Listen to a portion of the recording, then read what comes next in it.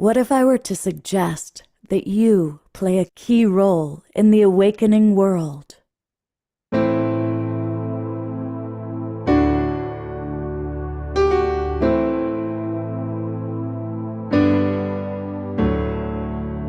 that you are watching this because you have heard the call.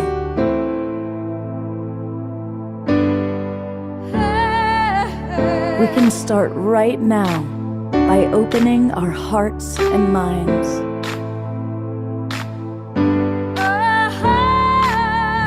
Welcome to the awakening world.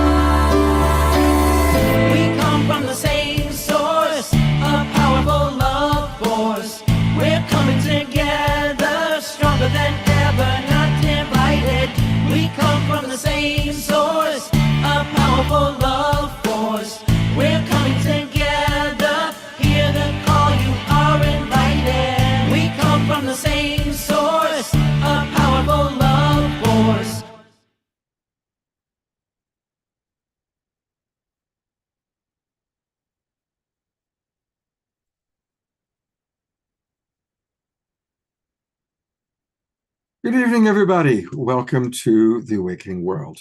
I'm Love Coach Scott Katamas, and I'm a love coach. And tonight's show is the beautiful theme of love, compassion, and kindness. People often ask me, what's the highest form of love? What's true love? And I believe the highest form of love is compassion, when we're really genuinely with compassion for others, really dropping into their world. But boy, we certainly need a lot of kindness in today's world, in today's incredible, chaotic times that we're living in.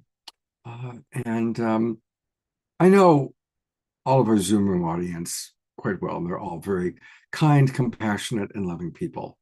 So let's today really talk about how we can cultivate more love in our lives. How can we cultivate more compassion?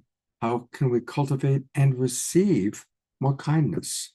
And we have a number of wonderful people that are going to be sharing their thoughts with us.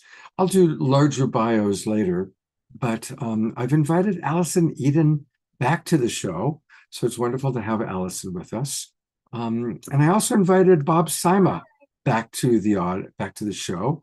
These are two very kind and loving and compassionate people who also are wonderful musical artists. So we get the best of both worlds, a little bit of music and a little bit of chat with both. And we have two new friends who are joining us. This is Jill, and she invited me to bring on, all the way from Nicaragua, her friend Natalie Namaste. So these are our presenters. And then the queen of kindness and compassion is probably Diara. And so she's got a very special offering that she's going to be providing with her new partner, Desiree. So I'm very excited to see what they've cooked up. They've cooked up something special for us tonight.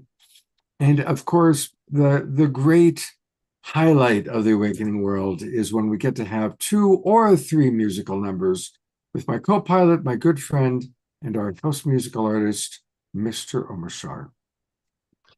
So welcome everybody, and yes, kindness, love, compassion, what a concept. when I was posting the show, the song "What the World Needs Now Is Love, Sweet Love" just came to my consciousness. And so here's a gentle song, and it's called "The Garden of One." And welcome everybody who's watching on Facebook and YouTube, and our streaming partners, Humanities Team, and other blessed streaming partners of ours. We're so grateful, the Sign Network. And so let's just take a few deep breaths together. Just put your hands on your heart and take a deep breath in and let out a nice long sigh. Just two more breaths whilst I change my mic source, and we shall dive into the Garden of One. And this, I chose this backdrop. That's Mount Fuji behind me, and the cherry blossoms from Japan. And of course, Mount Fuji is the heart of compassion and the heart of love and the heart of kindness. So there we are.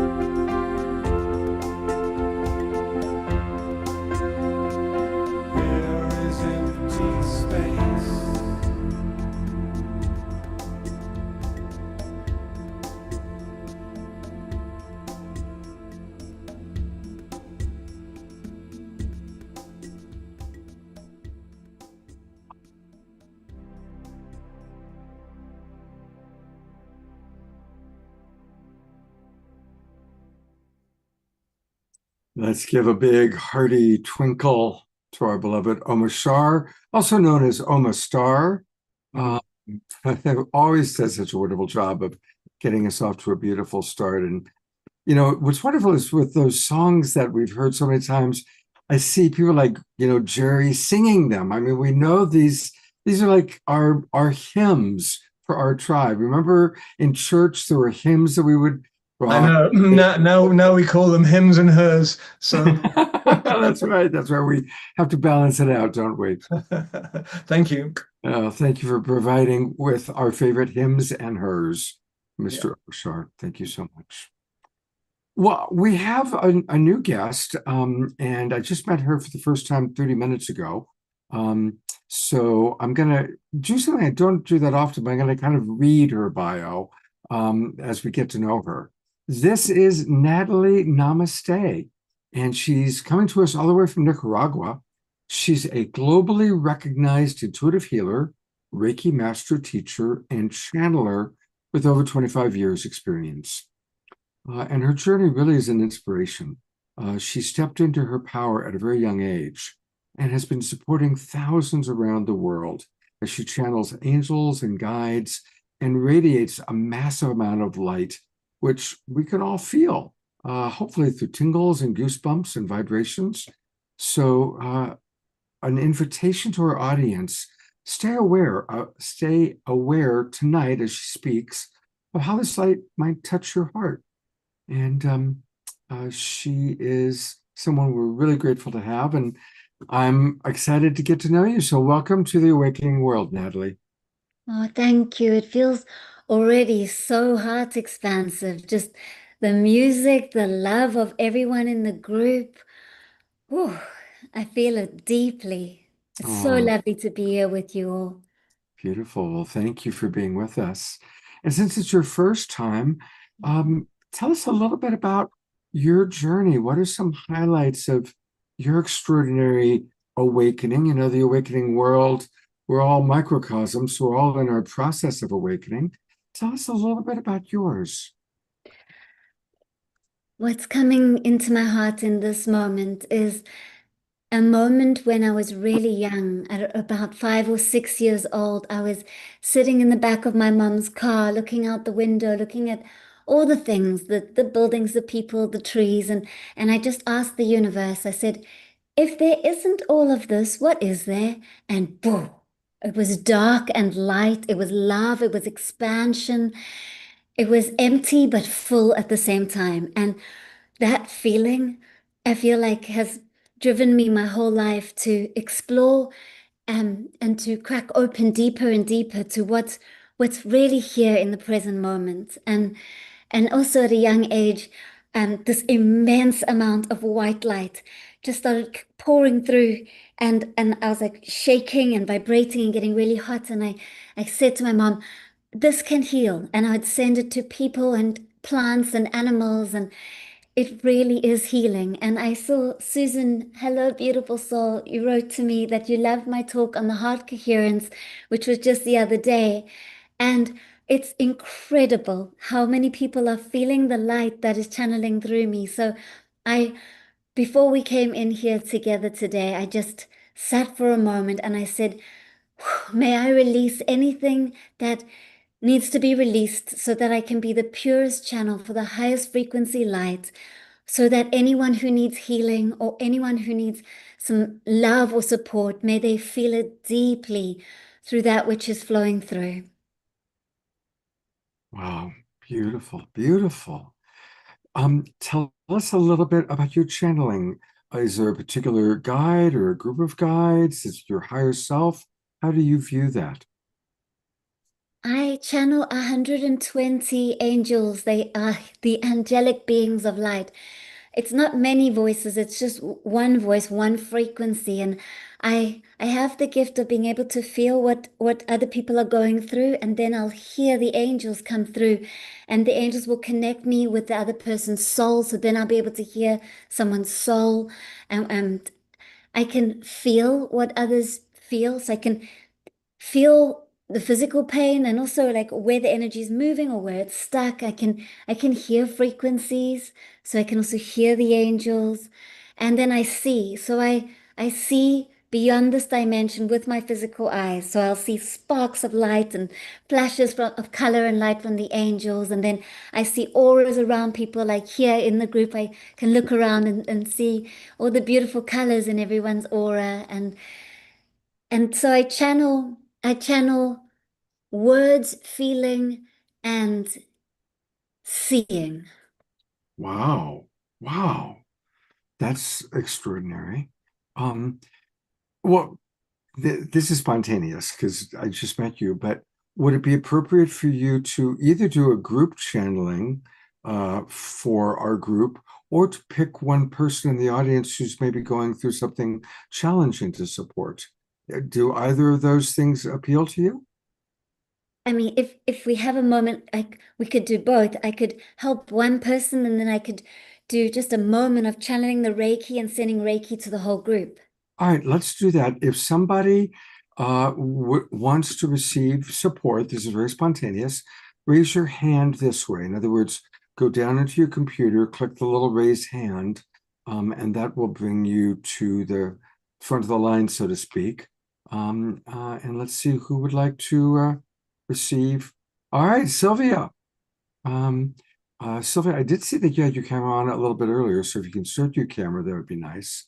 And Sylvia is one of our favorite people, and she's had her share of challenges recently. So Sylvia, I've got you now up with Natalie. Hello, Sylvia. How can I Hello, support thank you? you. Yeah. What's happening for you? What would you like to share and ask? What's that? What would you like to share with us and ask me, and I will channel guidance and support for you. I'm in a well, not a dark space because I consider dark spaces good things, but I'm in a tough place emotionally as far as depression and the state of the world. And I would like to be in a better place, more in touch with love and joy. I'm Did that feel- come through okay? yes, I'm feeling it strong. So what I'm feeling is I'm feeling a bit of the blockage around your throat chakra and your heart chakra. And what I'm picking up is that this is from you actually are a very high frequency soul. Your frequency of your soul is like pink orange light, and I'm getting 11th dimensional, so very, very high frequency soul.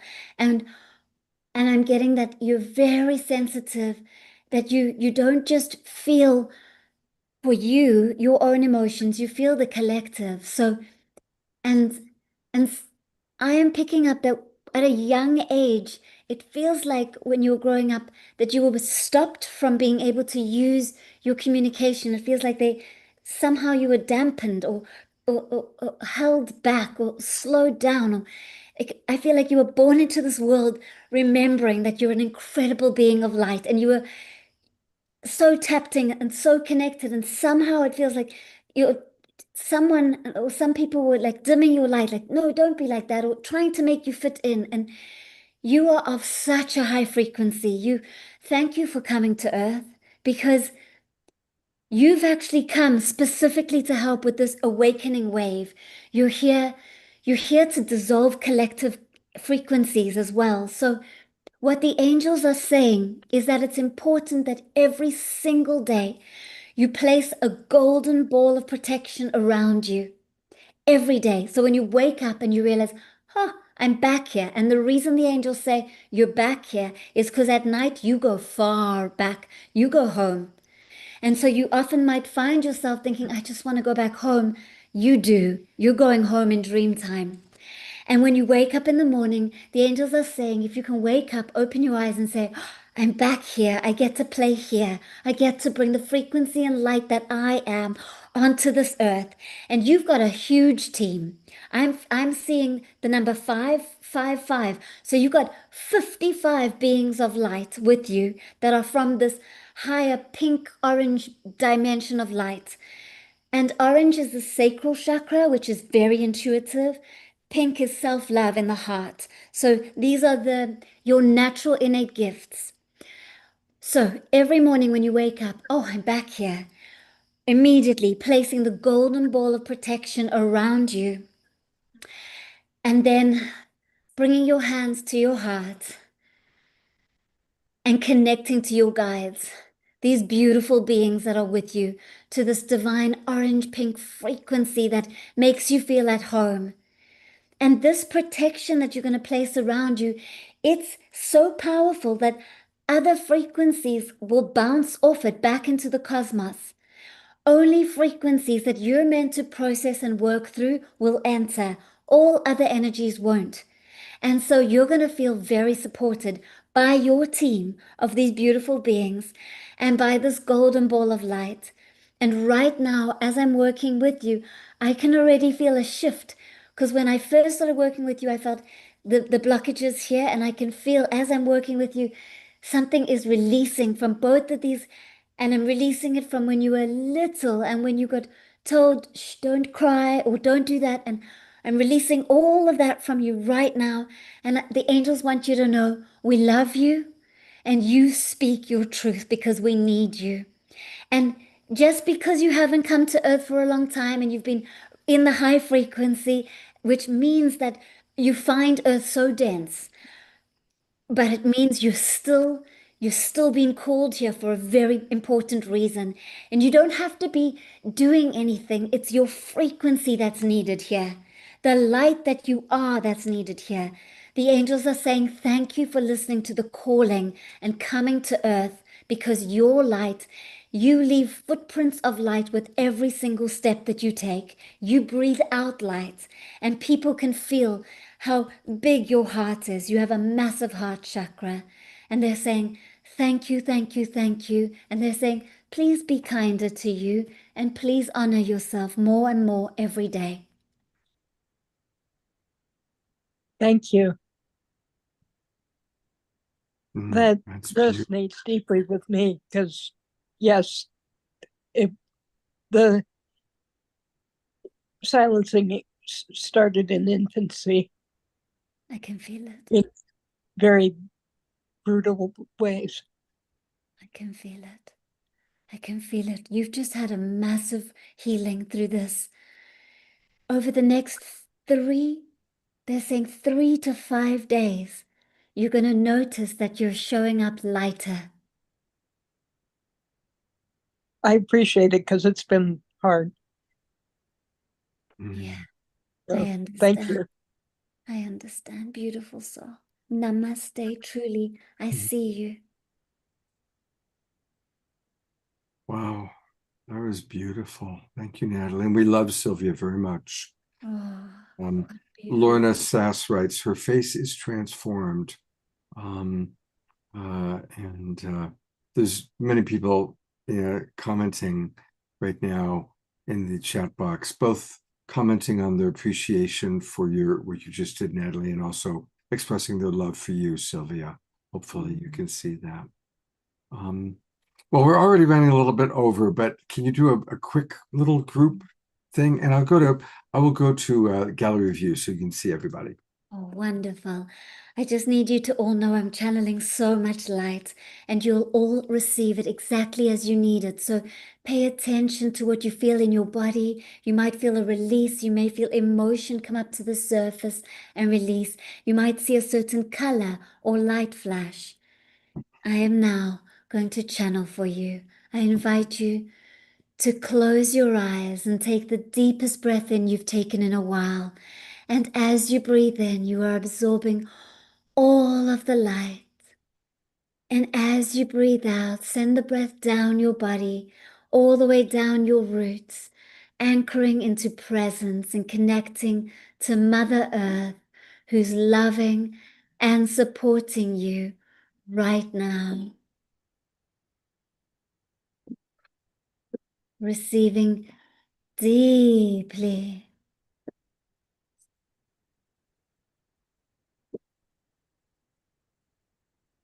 And I channel one more large amount of Reiki right now. Receive, receive, receive.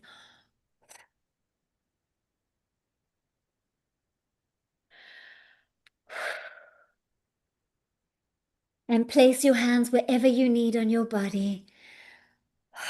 Take a deep breath in and out. And when you're ready, you can open your eye.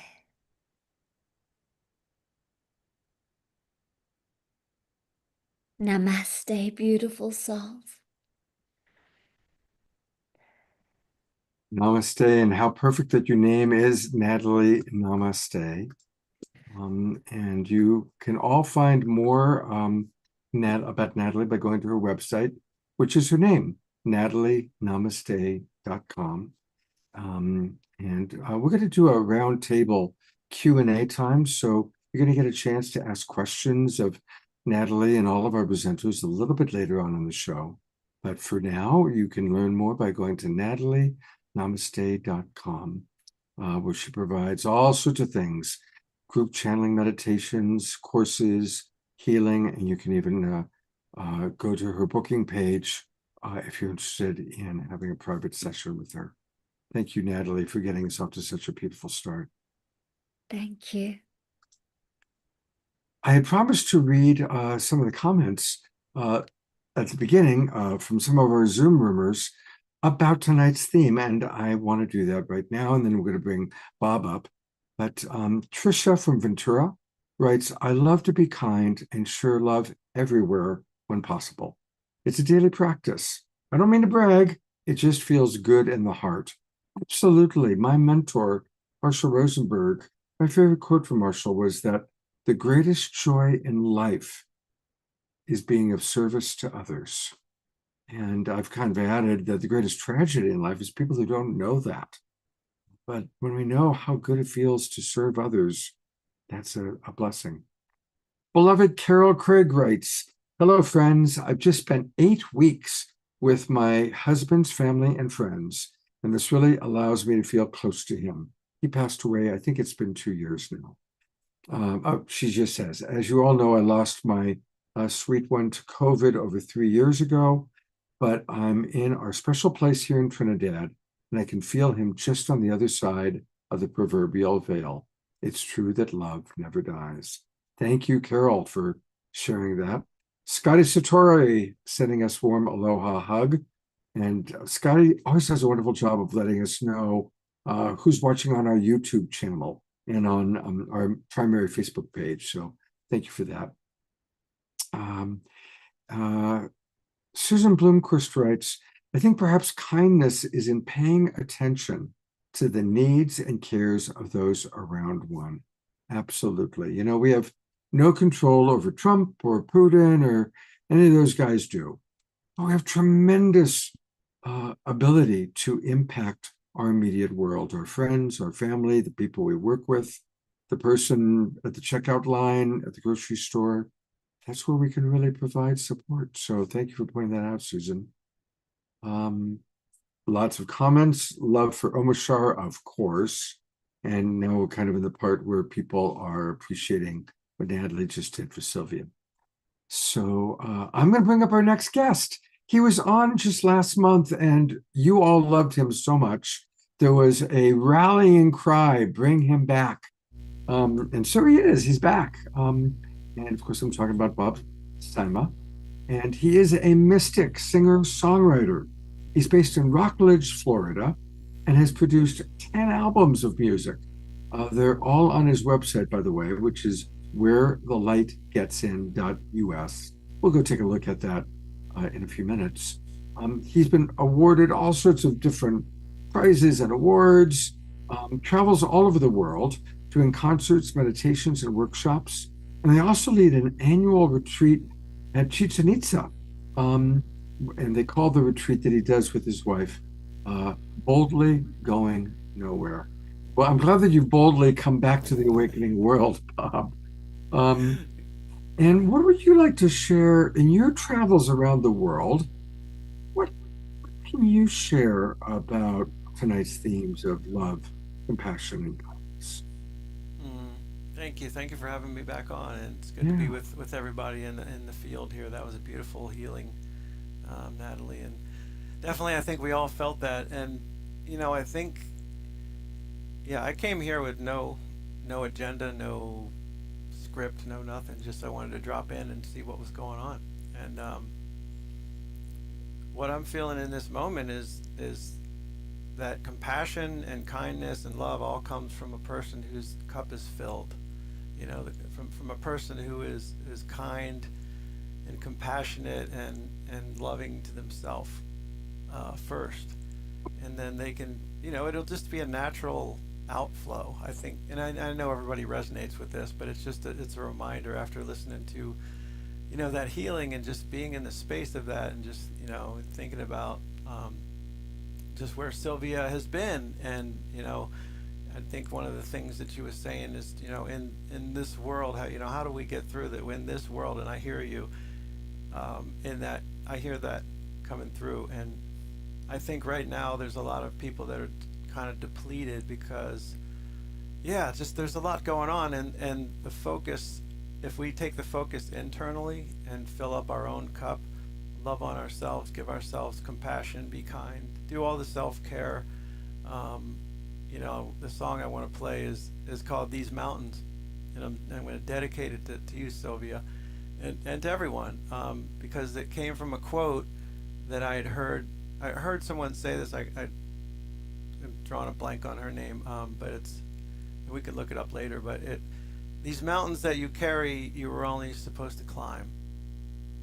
And so we end up with these big mountains on our back, and then our body starts breaking down.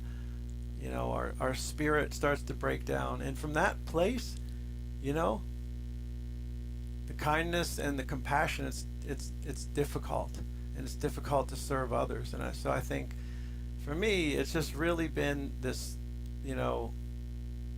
consistent feeling of the people that I meet and the people around this world that feel that you just feel it emanating from them. And then you talk to them, and you think, you hear their daily practices, and you hear the things coming out of them, and it's just it's kind of this really beautiful symphony that is their life, that is their inner world. And they've built this beautiful, fountain that just overflows into the world. So it doesn't say that they have to go out and be kind or compassionate or anything. They just are, because of the work that they do on themselves. And, I hope that all makes sense. But that's what I'm thinking right now in the moment, especially after just witnessing what we all just witnessed that. And so, ended up grabbing a different guitar because it's a whole different song that I was going to play. So Omashar, we might need to check this guitar. But so that's, Scott, that's what I wanted to share, and I can expound on it if you like. But it's just, it's not you can't overuse this metaphor of putting on your mask first, because especially in this world, we can easily get hooked into things that are going to just deplete you, because it's really not acceptable anything that's going on in this anything. And and then on the flip side, it's like, if you look back at the history of time, there's always this crazy stuff going on. So maybe this is more, I don't know. But we're also in a place of absolute abundance. I mean, we have these cell phones that we can talk to anybody in the world, 20, 50 people and on our phone, and in the middle of the jungle in Chichen Itza, and we're doing our retreat. So anyway, it's really, to me, is about this whole notion of filling our cup, and being kind to this thing right here that you can't get away from. You wake up with it, you go to sleep with it. It's in every phone call, it's in every text. So everything that flows through you is going to be coming from that resonance. So if that resonance is good and clean and kind and compassionate in here, then it's just gonna radiate. It's effortless, so That's wonderful wisdom. I'm going to quote Marshall. Marshall, who was all about compassion, always said that the most important form of compassion or empathy is self-empathy. And it's true. We want to fill ourselves. Self-love is not selfish. The people that I know who have healthy self-esteem, they're the givers of the world. They're the ones that are out there being of service and giving. The people that are truly selfish are people that have this bottomless pit of lack of self-love. So that's why they're constantly needing adulation or more material possession or more perceived power, success, or money, because there's an empty hole. And Yeah. so cultivating strong self-esteem and authentic self-love is actually a huge step towards the healing of our world. If we take a look at the people that are making decisions that are tragic, these are not people that love themselves. They may have a bloated ego. Um, they may have a bloated narcissistic personality disorder going on. People who have NPD do not love themselves. They don't have self-empathy. Yeah. So, Yeah. So yeah, it's an old story, but it's an inside job, and you know, you can really deplete yourself if you're being. I mean, Gandhi's always said, lose yourself in service to others, which I love that quote, and I agree. But there is an interesting phrase in there, lose yourself. Which, on a metaphysical level and a consciousness level, you really do want to lose yourself. That's right. that's called enlightenment, right? So, but at the same time, you do kind of lose yourself. There's this codependence thing that can happen, and you begin to realize, man, I'm pretty messed up right now, and I've been helping everybody else, and I just think, I just, yeah, it's an inside job. Yeah, it's an old story, but I think it just came up when I was listening to that healing and just experiencing it, feeling it, and just looking in Sylvia's eyes and just seeing all the. Yeah, so I was like, man, I want to sing that. If she was at one of my concerts, I would have just pulled out this song anyway and just sang it right to her. It's just like right there in the moment. Well, we'll Switch get my the song, but I have another question for you, Bob. Yeah, yeah, go ahead. And you travel all over the world, and certainly in this country, there is the perception that there's a tremendous polarization. You're either, on one side of the fence or on the other. You're in Florida, which is obviously has a very diverse population. What's your experience? Do you experience that level of polarization, or is that more what the media wants us to believe? Well, I think if you're tuned into the we got a little echo there. I think if you're tuned into that voice, that media voice, it's what's being projected into the world right now. I don't feel it because I don't really look for it, and I don't spend my time in that level of.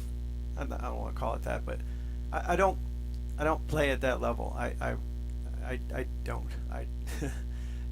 I'm singing a different song, and so I believe that I believe it is potentially, being orchestrated in some way. It's easier. I have a song and it's called "Critical Thinking," and it is a line in it. It says it's easier to control something willing to divide, and so yeah, to me, I have a song. There's another song that I have friends on both sides of the. If you're talking political, because everything ends up being divided. Whatever, if somebody comes up in the media is doing something, there's even a divide with popular culture, and so I think the truth is kind of in the middle, and I don't really think anybody really lives really far into these fringes. I think most people are kind of sensible people, and there's being painted like that these crazy lunatics on either side of it. So yeah, I don't know. Honestly, I don't watch the media a whole lot. My job is to tune into the divine and write songs and be a bridge. So I really try to be very diligent about that and stay in that space and just be of service in that way. That's my job. So I usually don't even talk this much about any of this stuff. You've gotten me down, farther down a hallway than I really normally go. But yeah, it's just I think this notion of self-compassion is a challenge right now for people, and I think it depends on what you're looking for, and whatever you look for, you're gonna find. As one of my favorite teachers in the world was Peace Pilgrim, and she said, life is a mirror. When you smile into it, it smiles back, and it works with every emotion. You scream into it, it screams back. You look for this, it's going to show it to you. And if you want to be miserable, the world will certainly help you find that stuff. So, you know, again, it's an inside job, and you know, the media certainly doesn't make it easier. But there's the thing that's called the off button on your remote. You know, you just go like this, and you just click, turn it off. Not to stick your head in the sand, but you don't really need to sit there and watch that stuff all day. So, yeah, listen to some good music. Listen to some Omar Shar, you know, meditate, you know, go out into nature. Just do something kind for somebody. Just show up, you know, and just be a good person. I agree with you so much, and thank you. Well, we love your music, and you got this guitar, and I think you're all ready. Do you need to do a Yeah. sound check with Omashar? Oh, just real quick, just the line check, because this is a different guitar that I didn't even have. Sound okay? All right, good. So, you ready for a song? Absolutely.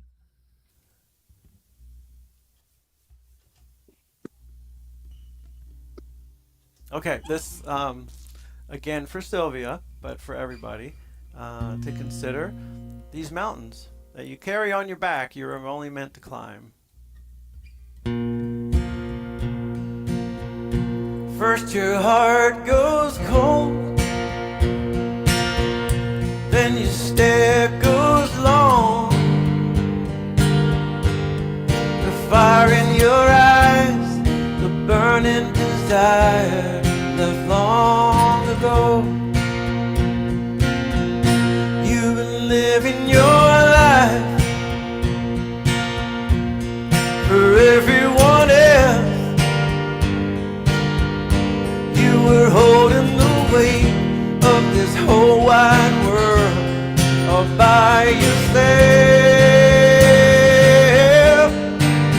So these mountains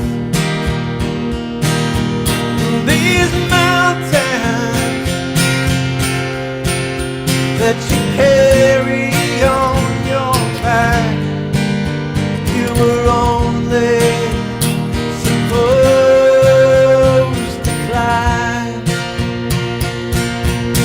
You were doing your best, but it was never enough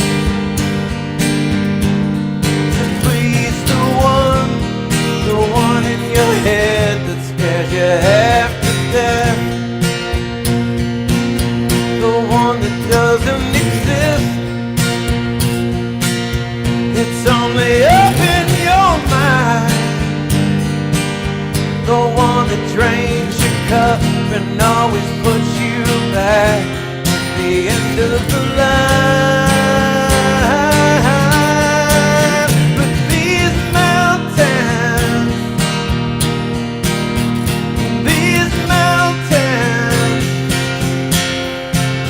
that you carry on your back, you were only supposed to climb. From the day you were born, your path was already known, and it was one hell of a climb, and yours to do was taken one step at a time. These mountains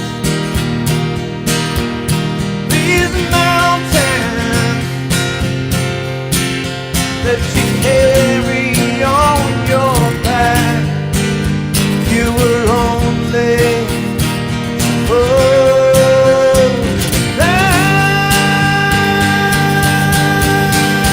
And these mountains these mountains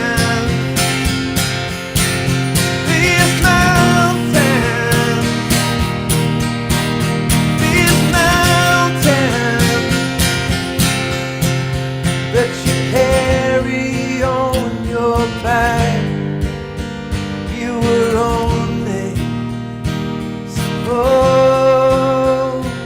to climb.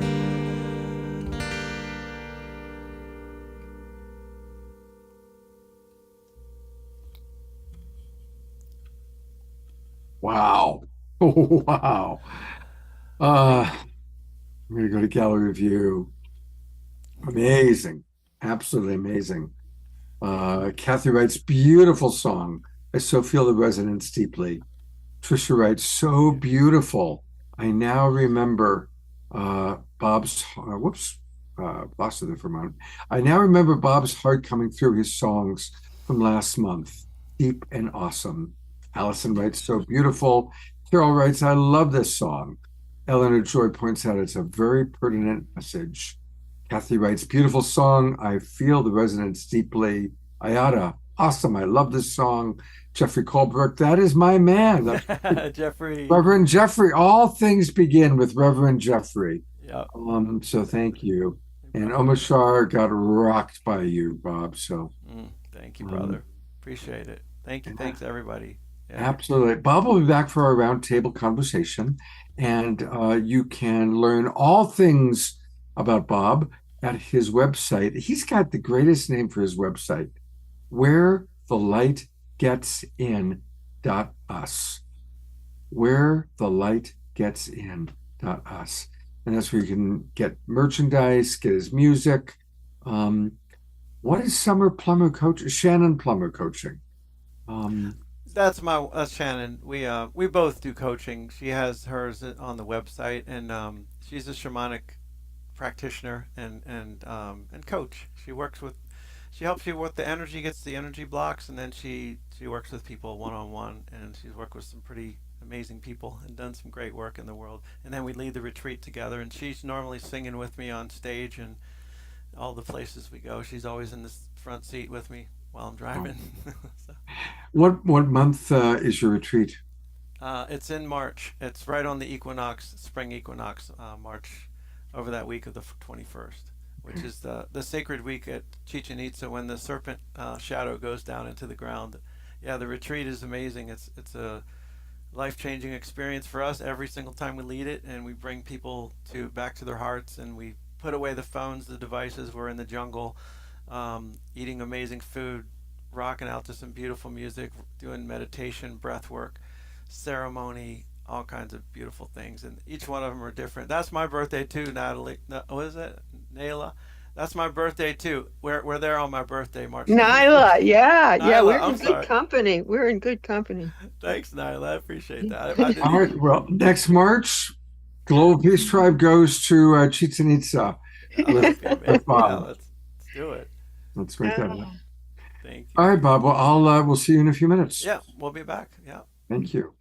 I want to read a couple things. Pam writes, one of the ways that helps me keep my heart open and my cup full is to be around beautiful souls like all of you who are all mirrors, showing me the love of the world and lifting me up. This show is a huge part of my self-care. Thank you, Pam. And she doesn't know that I'm going to do this, but Eleanor Joy, I received your beautiful email today. And I'm actually going to put the spotlight on you while I read your email. And I know you, there you are. So I'm replacing me with you. And this is a beautiful email I received that she sent to a few of us. Dear wonderful friends, I believe it was 4 years ago when an amazing event happened for me and for the Global Peace Tribe. Cornflower was playing his music, and for the first and only time in my life, someone moved into my body. As it turns out, it was my mother, which I realized the next morning. I can still clearly see me stepping aside and watching my body move a chair on the deck out of the way, and then the new me started to dance like crazy. It was quite phenomenal. Normally, for my mom's birthday, and sometimes for my dad, I would celebrate their birth by doing something that reflects one of their gifts or talents. Both of my parents were really good dancers, ballroom and square dancing. However, I had completely forgotten about that. I was just in the flow and recognized that something very different was happening to me. My mother's birthday is August 21st. That's tomorrow. She died at the age of 95. That memorable evening on August 20th, which is today, was very special to me. And the next day, being the actual day of my mother's birth, was when I realized that she had moved into my body and prompted the dancing. I knew I had experienced a miracle. Now, everybody, what's so cool about this is Eleanor Joy was the first person to get up and start dancing on Global Peace Tribe shows. And so I put the spotlight on her. And then it kind of became a thing of Eleanor Joy dancing to Omu Shore songs. And then our beloved DR started to move and groove. And then, of course, Reverend Jeffrey and Ayada and so many others. And it became a thing. But it all began either 4 or it might be 5 years ago. I'm not sure. But it all began today, August 20th, with Eleanor Joy and your mother. So we're taking a moment to honor you, Eleanor Joy, but also to honor your beloved mother for coming into your body, giving you the gift of dance, and now we all dance and move and groove because of the two of you. So happy birthday, happy anniversary. Isn't that cool? That's really cool. All right, next up, I think if I better check the agenda. I got so lost with all that. Better check my own agenda. Yes, it is Jill next. Okay, I knew that. Bring up a new friend. This is Jill Lublin. And again, she's new, so I don't know so much about her. So I will need to read a little bit about what she sent me. She has 4 international best-selling books, and she is acknowledged as a go-to person for building success through influence marketing, networking, and publicity. She does over 200 speaking engagements each year. Wow. Along with being a best-selling author, and she wows audiences, which we're about to experience.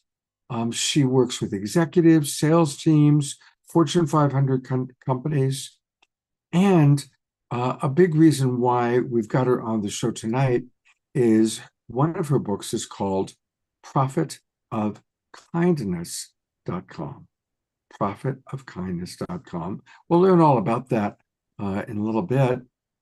So welcome to the Awakening World, Jill. Thank you, Scott. I'm delighted to be here. That's Good. for you. I'm noticing that your internet is a little wobbly. So I don't know if you've got other programs running, but if you can clear any other programs running on your computer, because we want to have the complete Jill experience. And we are getting that kind of thing going on. So anyway, if you can easily close other programs, that would be great. And we would love to hear a little bit about what an amazing life, how busy you are, incredible that you get to be with us tonight. And yeah, share with us a little bit about your journey of awakening. And then, of course, we want to hear about the Profit of Kindness. Okay, so I hope I'm coming in better. And so my journey of awakening began at a fairly young age, mostly through transformational work and mentoring that I did in different programs of self-development. That really woke me up enough to get out of law school and start a better path for me. And that was part of it. And, you know, I really started my career in the music business, actually. So I love these musicians, and it's so full of my heart. And I actually was responsible for one of the first New Age music labels and some of our artists going platinum, helping them with publicity. So that was delightful.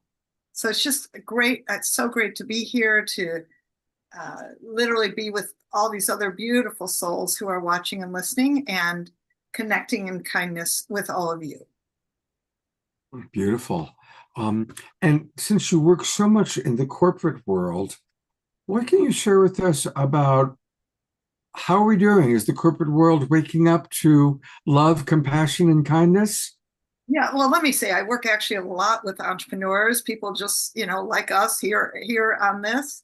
And I will tell you, yes, corporate is waking up. Do you know that Dignity Health which is a major healthcare company in San Francisco, is running kindness campaigns. They have signs on the side of a bus, all these big city buses that say the Human Kindness Campaign. To me, this is hugely incredible. And Honda, the car company, has run kindness commercials about cars. So actually, especially in writing The Profit of Kindness and interviewing people and seeing what's up, I will tell you, there's hope, there's light, there's kindness, and it's cool to be kind, which is really good.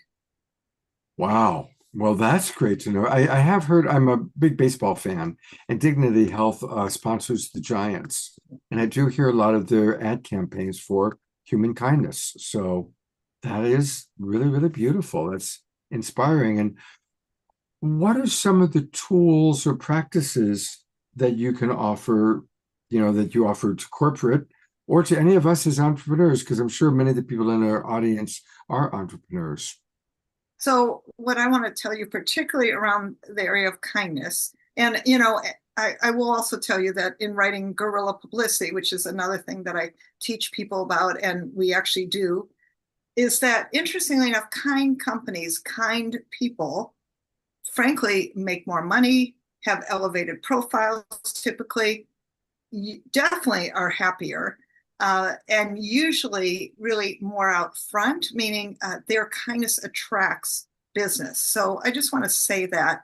And, with The Profit of Kindness, I created what I call Return on Kindness Principles, also called ROCK.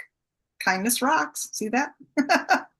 So I just want to say some of these, everybody's always thinking about return on investment, which is actually important also. Return on kindness principles are really also like, how do we use certain traits, certain possibilities for kindness to create foundational strength and being in it together? So like one return on kindness principle is connection. Scott, you are so great at this, creating this beautiful environment for all of us to connect and to support each other. And connection and community are really important for return on kindness and the opportunity to create connection together. And I'll tell you, flexibility is another one. I don't know about you all, but especially in today's times, I think flexibility is one of the most important things that we could actually have as a trait. And I think that it allows, shall we say, flow and I think it's important to have policies and principles, but life happens and flexibility is key. So that's a big one. And then I have 7, but I'll tell you the third one that I think is really important, patience.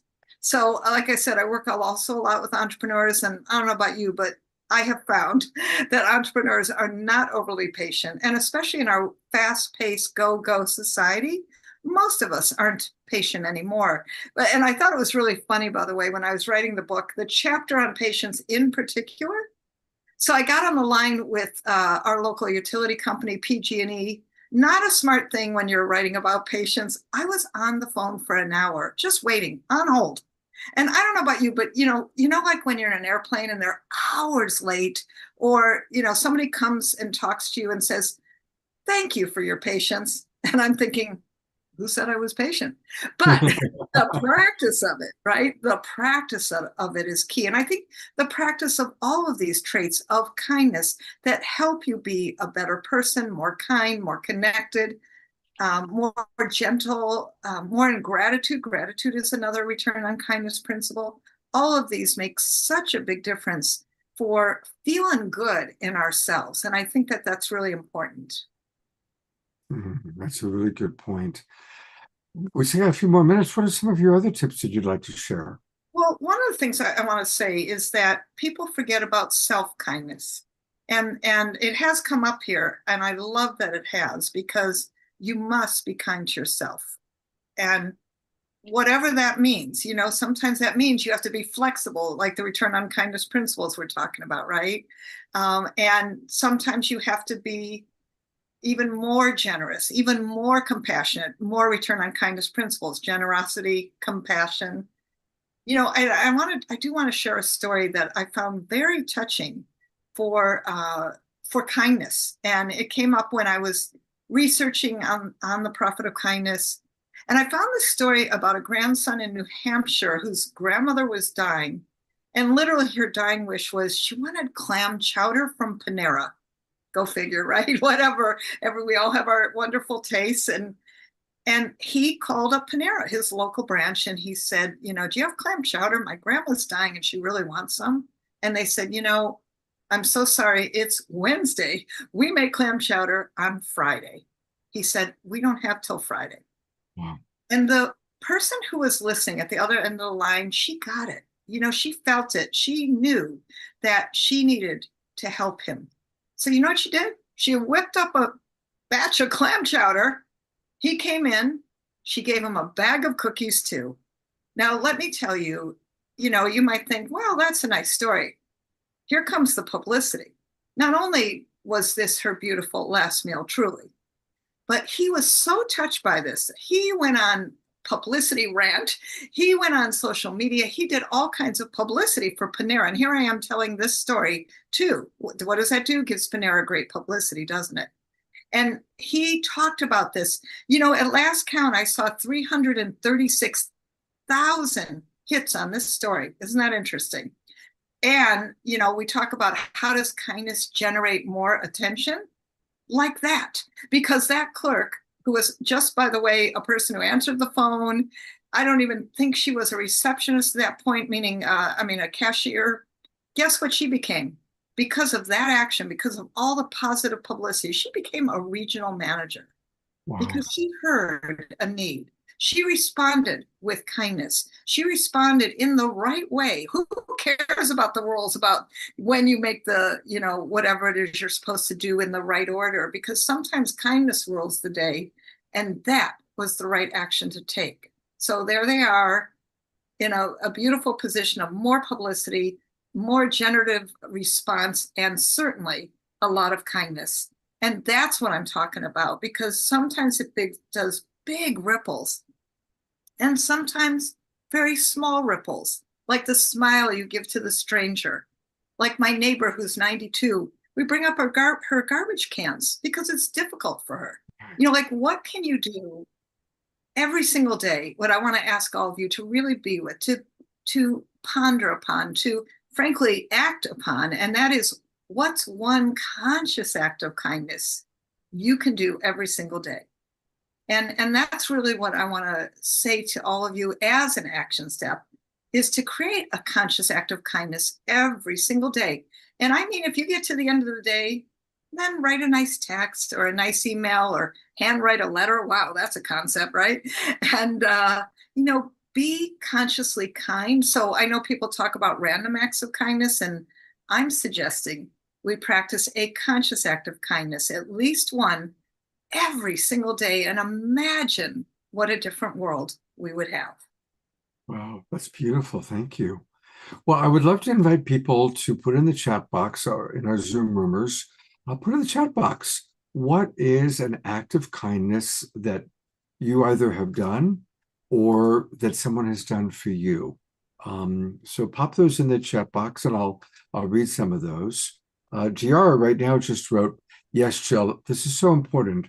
For increased self-love, I've gone deeper into noticing my self-talk to monitor anything unkind. Then I forgive myself for anything less than being kind. That is a great, great suggestion and a great practice. Thank you, Diara. Thank you. Well, you can find out more about Jill by going to her website, which is prophetofkindness.com, Prophet of Kindness, and you can see some of her recent TV appearances, learn all about the book, and join her kindness circle. Now, tell us about the kindness circle, Jill. Oh my gosh, the kindness circle is so incredible.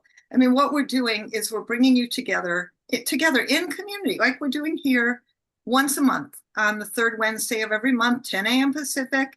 And we usually have like a 10-minute speaker. Today we had Leon, who did Kindness and Consciousness movie on Amazon Prime. It's there right now.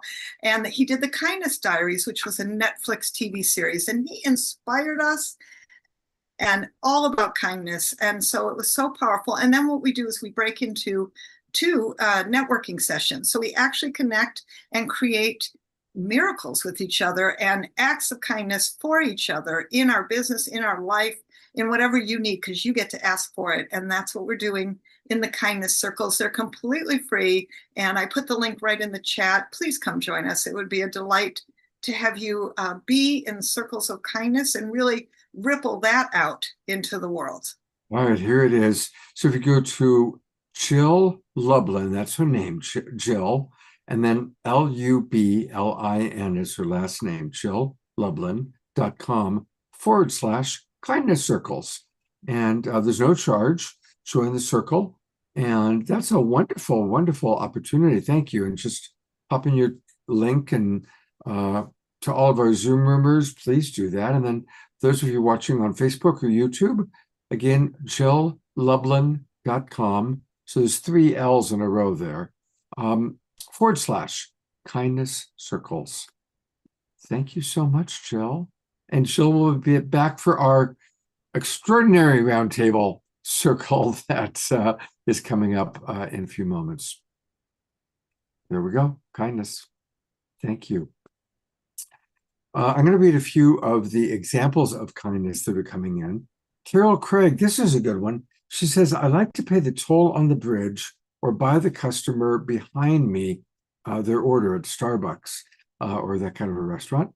Both give me a warm and fuzzy feeling. That's awesome. Eleanor Joy writes, for me, it's little things each day. Compliment, laugh, assist in some way, and more. It's fun and fulfilling for each person involved, me and the other person. Sherry Anderson writes, yesterday I received a handwritten letter of love from my beloved. Oh, that's a good one. Susan Sabath writes, I noticed a lady's shoelaces were untied. I stopped her and let her know I was concerned and that she might trip. She smiled and thanked me. Thank you very much, Susan. You just saved an accident. Our beloved Sylvia offers Reiki and origami, and we appreciate it. It was the Pathways to Peace conference we had in San Francisco, and Sylvia sent me this big box of origamis. God knows there were hundreds of them. We passed out to everybody, so thank you, Sylvia. Tricia writes, when getting off the plane at LAX, I go find a free empty card sitting around for me and bring an empty one back to someone near the bag drop. I do it every month when I travel, and the people I give it to with many bags are always grateful. That's a good one. These are great examples of kindness. I love our Global Peace Tribe. Pam writes, I was just traveling with my mother-in-law who required a wheelchair to get around in the airports. Everyone was very patient and kind with our travel party. However, the gentleman who greeted us when we got off the plane was incredible. He took his time and talked us through every step and transition that we would need to get through. In the elevator, getting to the ground floor, it even looked like he was sending kind energy through the handle of the wheelchair. Beautiful. Stars writes, put together a fundraiser for a struggling family that was soliciting money in the Safeway parking lot in need of a vehicle. I visited their apartment. They had nothing.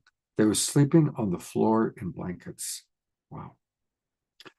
Desiree writes, I pray for ambulances and make people in the grocery store lines laugh. Nayla writes, I usually say good job to the cashier and the bag packer at the food store. Thank you for that. See, these are all great things that we can all do. This is wonderful. Ayada writes, a small act of kindness. Speaking of Chichen Itza, while in Piste, the village next to Chichen Itza, my 16-year-old daughter and I were walking through the village, so curious about the Mayan people. We stopped to chat with one family, us with almost no Spanish and they with no English. I took some photos of the family and they were just thrilled. I could tell they were very honored. A few years later, I returned with a couple of enlargements of those photos, and the family was almost overwhelmed with delight and gratitude. The first trip was in 1995. Karen S. says, I just try to be nice to others and speak pleasantly to everyone who crosses my path. Bob Simon writes, At last year's Boldly Going Nowhere retreat, we went to a small town nearby with many impoverished families, and we delivered massive bags of food to very welcoming smiles. We did this for about 20 families. We also bought about 50 toys and had Christmas in March. And then, thank you, Bob. That's beautiful. And last, Reverend Jeffrey writes, I love handing out the free word Lovolution on a card. Oh, Natalie Namaste got one in there. I teach Reiki to the local community in Nicaragua, empowering them in healing. Beautiful. Okay, well, you all have inspired me so much. I'm going to share with you what I do as my morning practice. I wake up really early since I moved here to Grass Valley. I'm waking up at 5:30, 6 a.m. And I prop myself up in bed and I do my meditation or my prayer. Oftentimes I'll listen to a guided meditation from one of the people that have been on this show, people like Allison. And then I will pray for the people in my world, in my orbit. As most of you know, I make my living as a relationship coach. So there's always people that I'm coaching that are going through challenges.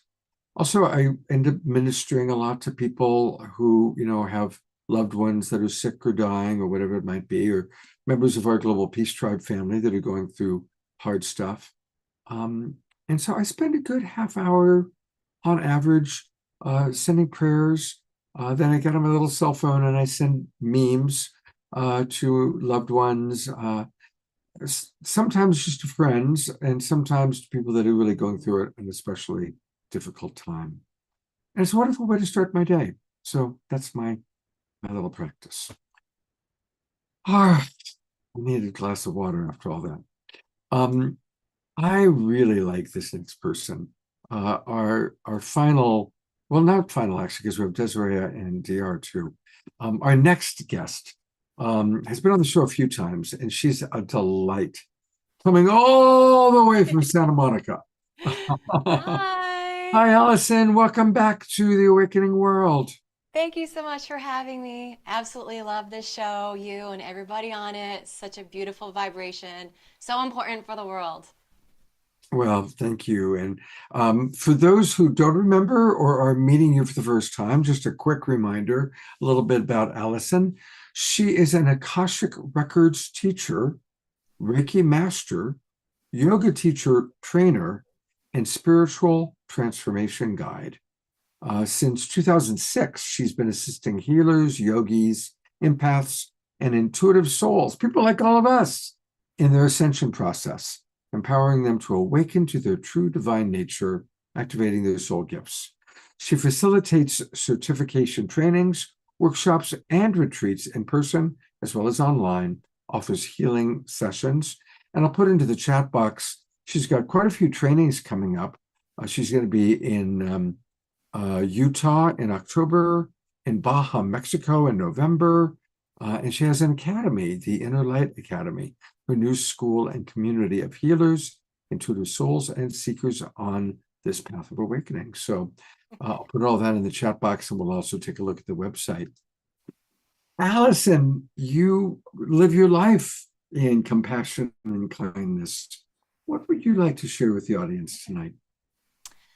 Well, since I was a young girl, I always felt and knew that I wanted to be of service to the world.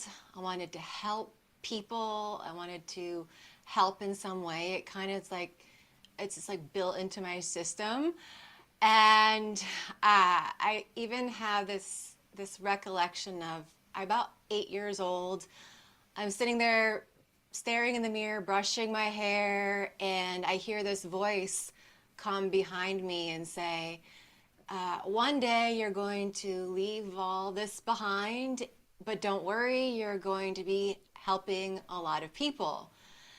And it was sort of like foresight into what happened, let's say, at least 15 years later, where, I was in a corporate job after college and I thought it was of service. It was even a nonprofit. And in the end, I learned it was just about money. And I was like, oh boy, okay. So I honestly put a prayer out into the universe to help me find my way, help me find my path. And I feel like it was within 6 months or less, I found myself in Mexico in a spiritual community, a yoga community, where I was taking my yoga teacher training, and they invited me to stay and be an apprentice and learn and grow and eventually start teaching their programs.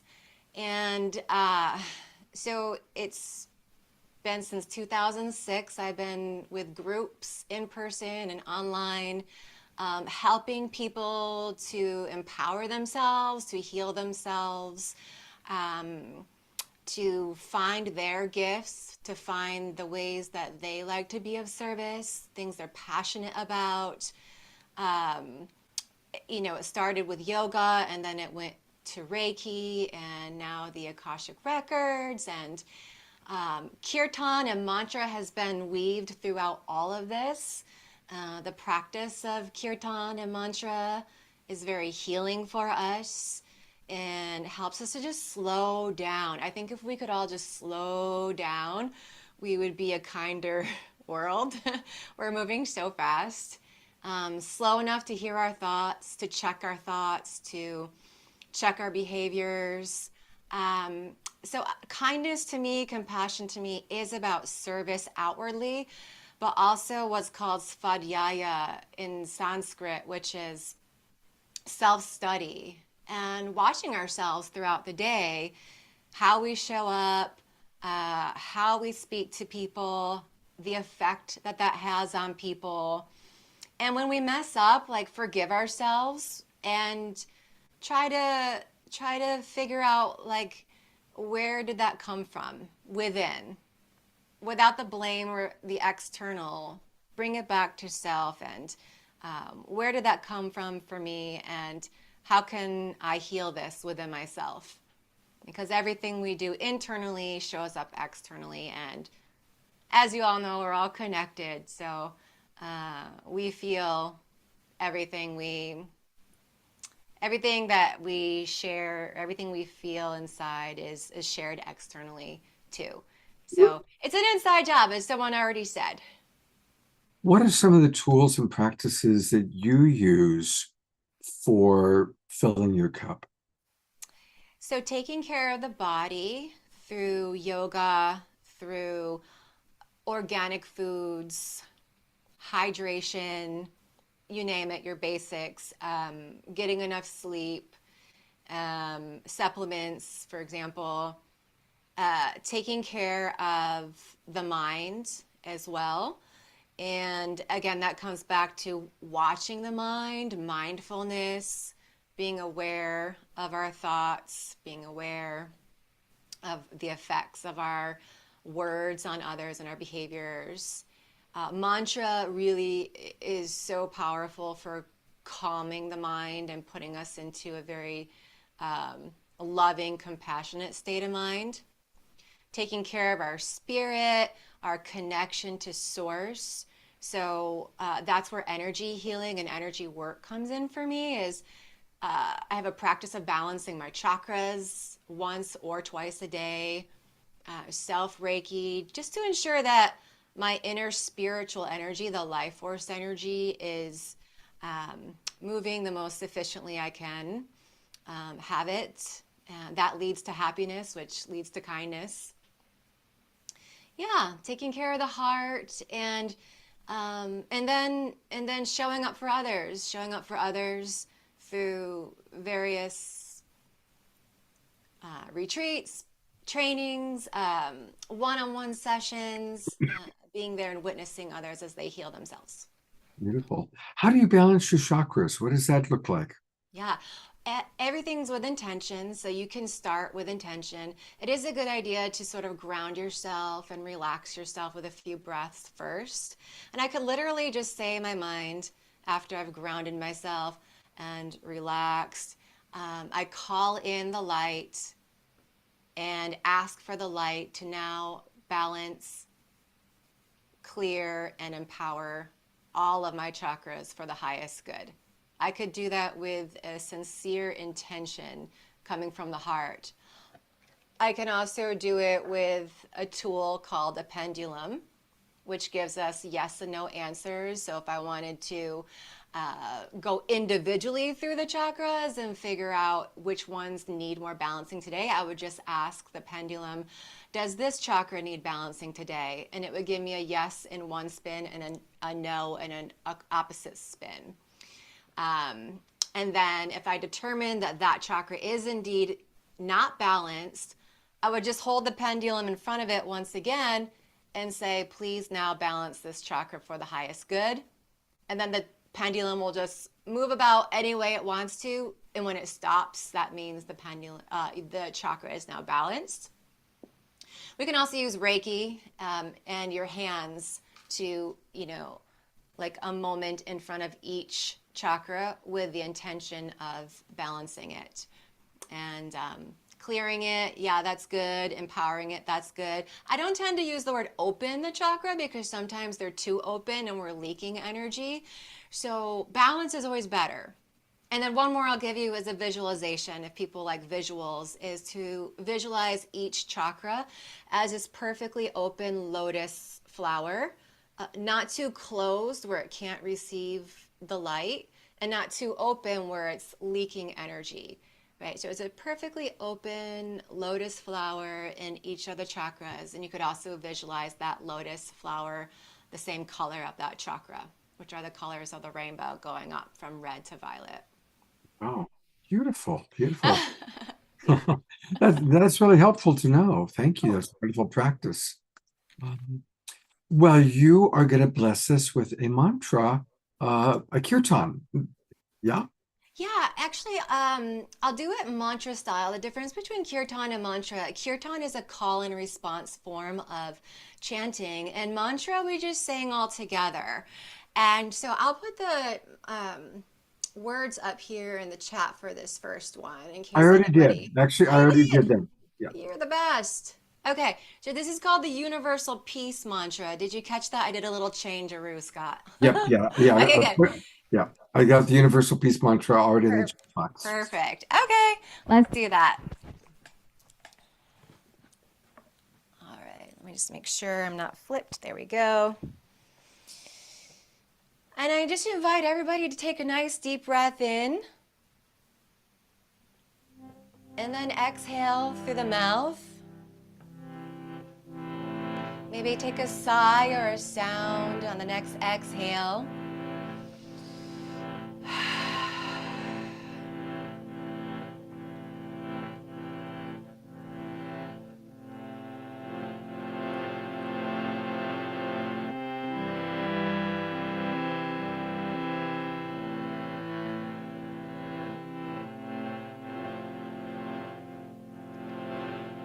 Sarvesham swastir bhavatu. Sarvesham shantir bhavatu. Sarvesham purna bhavatu.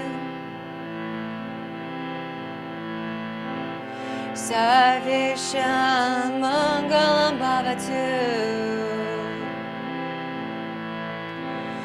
Om Shanti, Om Shanti Om. Om Shanti, Om Shanti Om. Sarvesham swastir bhavatu. Sarvesham shantir bhavatu. Sarvesham purnam bhavatu. Sarvesham mangalam bhavatu. Om Shanti, Om Shanti Om. Shanti, Om Shanti Om. Sarvesham Swastir Bhavatu. Sarvesham Shantir Bhavatu. Sarvesham Purnam Bhavatu. Sarvesham Mangalam Bhavatu. Om Shanti, Om Shanti Om. Om Shanti, Om Shanti Om. Om Shanti, Om Shanti Om. Om Shanti, Om Shanti Om. Om Shanti, Om Shanti Om. Om Shanti, Om Shanti Om. Om Shanti, Om Shanti Om.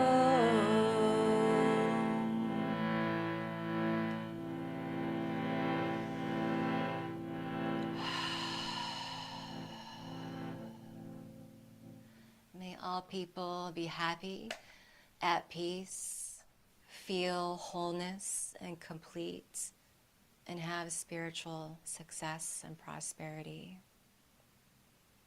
Namaste.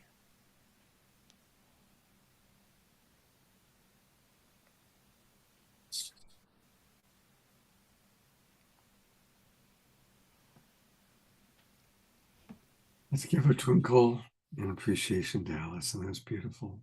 So beautiful. Thank you, Allison. You're And so actually, welcome. I'm going Thank to keep you right up because we're going to roll into our roundtable conversation. So adding to you, there's Bob, and here's Jill, and here's Natalie. Namaste. And I'm actually also going to add our beloved Omashar and Diara. We're going to hear from a little bit. And from Diara's 2D partner, Desiree. Here we go. Oh, I better put myself in there, huh? So here we are. And if anybody in the audience has questions or topic you'd like to bring up, pop it in the chat box. And I will start by asking each of you to share what's an act of kindness, love, or compassion that changed your life? What's an act of love, kindness, or compassion that changed your life? So give us a chance to hear some really beautiful stories and how that impacted you.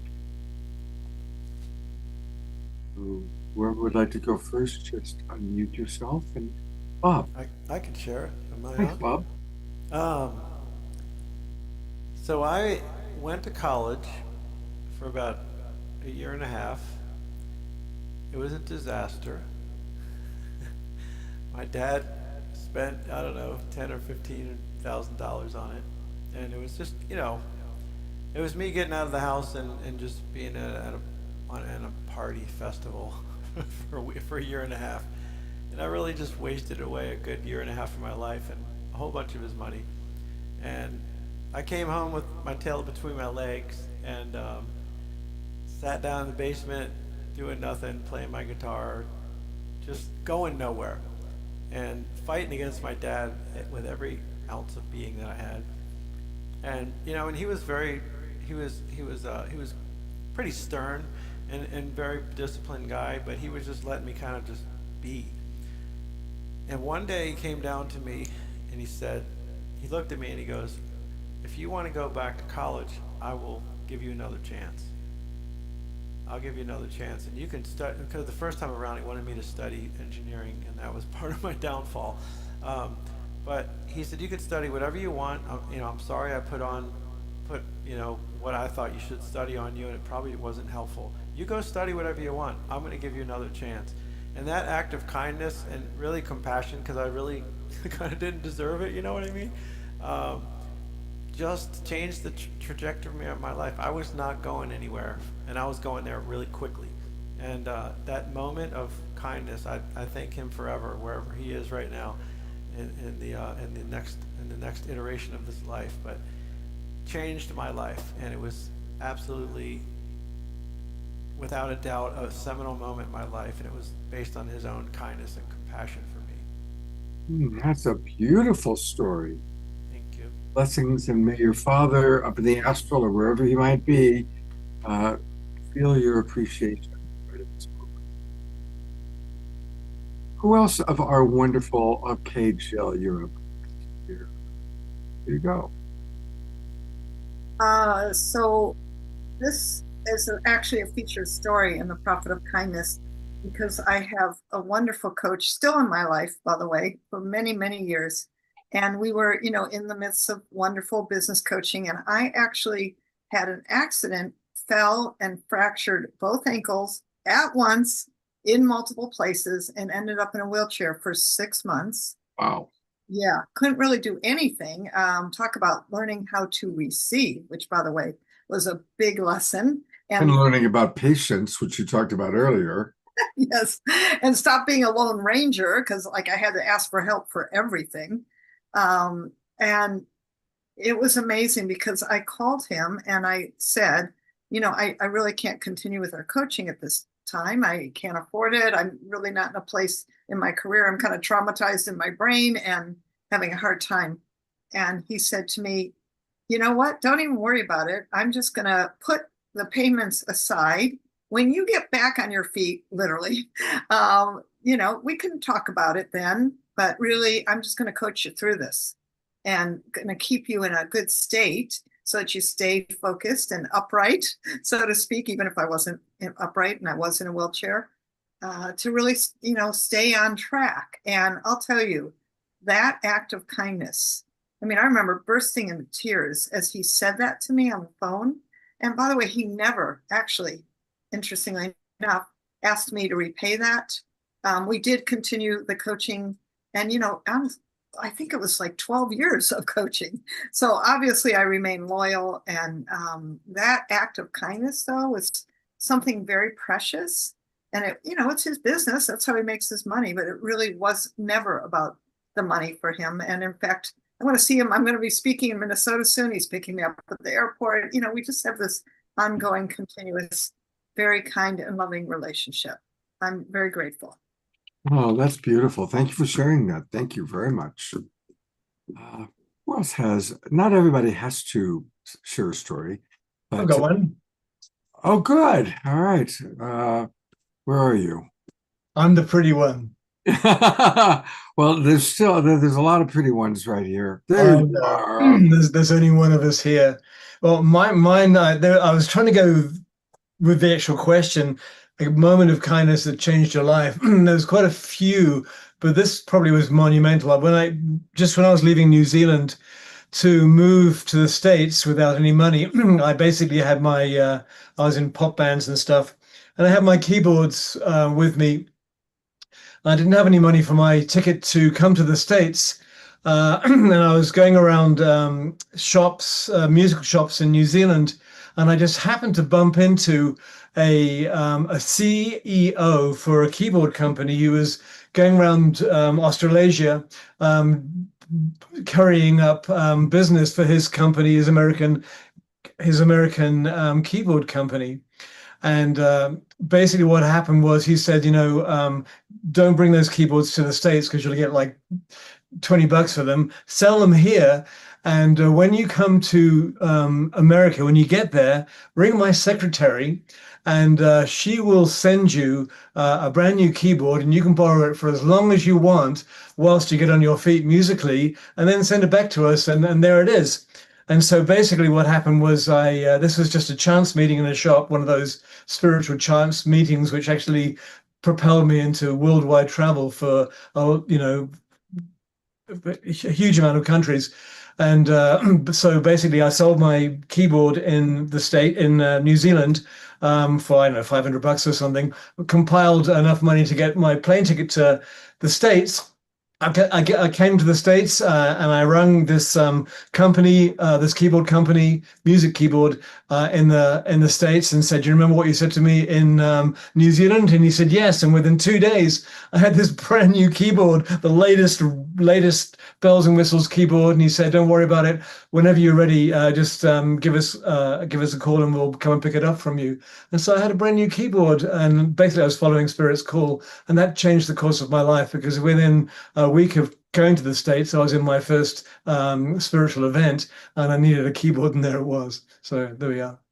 That's a great story. And boy, we at the Global Peace Tribe are sure grateful for that, because it supported you to do what you do so beautifully well. It was amazing. It's the first time that I was truly listening to Spirit and going, just be flexible and go with the flow. So yeah. Great story. Thank you for sharing that. Mm-hmm. Allison or Natalie, do either of you? I'd love to share, yeah. You're up. I had a near-death experience in 2007, and my dear friend, she was with me. We were in Indonesia, and there's 5 types of malaria that you can get. There's only one that kills you, and I got that one. I got the one that affects the brain and really kills the organs, and so we were in Indonesia, and I remember kind of just walking around. I really had lost my mind, and I thought, oh, I can just get through this. And I started to like pass out, and I just heard this message from the angels: go into the closest restaurant, get yourself some soup, and energetically go and call your friend. And so I went, and I called her. My soul went to her, and she came. She found, there's so many restaurants there. She found me in that one. She looked after me, and she's little. I'm also little, but she carried me all the way down the street, got me in the taxi, got me to the hospital, and then we ended up having to be airlifted to Singapore. And she was there with me the whole time. And I was in and out. I died. I left my body. I went back to the angels, and then came back in, and was learning how to heal my body, bringing in light and color and frequency. And the whole time when I would come back into my body, she was there. She was by my side, just looking after me, loving me. She didn't leave me at all. And she's still my closest and dearest friend to this day, and still right there by my side. Wow. Oh, thank you for sharing that. That's a beautiful story. Deep friendship. What a blessing. What a blessing. Allison, do you have something you'd like to share? Sure, I'll share a short story here. I was waitressing, maybe like 21, or now probably like more like 20, 19-ish. And I was at that point in my life, like young, insecure, not really knowing what I'm doing, and not fully developed in myself. And we had this other beautiful person who was a fellow server of ours, and so full of light, so full of love. And he comes over to me, and he hands me this treasure box, like a little box. He says, "Open this up. There's a very, very special treasure in here." And I open it up, and he goes, "Dig into the bottom, go into the bottom." And I'm like moving these crystals around, moving all these things around. I'm like, what is it? What is it? The crystals? He's like, "No." Is it, this? No. And then finally I get to the bottom, and there's a mirror. And I see my eyes in the mirror. I see myself in the mirror. And he says, "You're the treasure." Oh. And it shifted me. It seemed a simple act of kindness shifted my entire self and the way I thought about myself. And then, of course, life changes around you because of that. Wow, that's a beautiful story. Thank you. Sure. I rolled right from your song, your mantra, into the round table, and I forgot to show people your website, which That's okay. Yeah. so if you're interested in her Inner Light Academy, if you go to skool.com, spelled SKOOL.com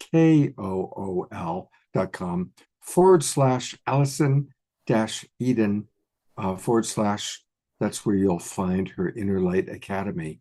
And you can join her group. You can become the 224th member. It's a heart-centered school, like-minded community supporting spiritual awakening. So it's really perfect for our audience. So, And we have free meditations every month. oh, beautiful. And is there a particular day of the week or time that you guys meet? It's usually on a Monday morning at 8:30 Pacific time till 9 o'clock. Okay, great. Monday morning, 8:30 Pacific time for a regular meditation. So definitely register for that. And Diara or Desiree, do either of you? Diara has a story. Here we go. Thank you, Scott.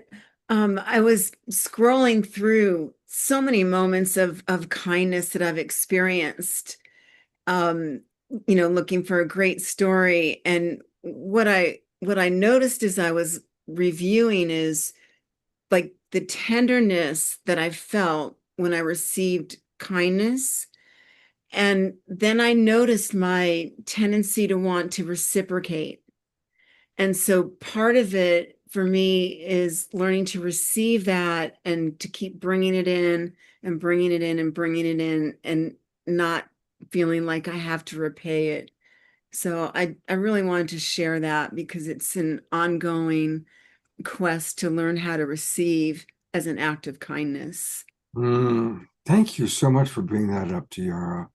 Learning how to receive is so important, especially for people that had that shut down when they were younger or when they through the wounding of life.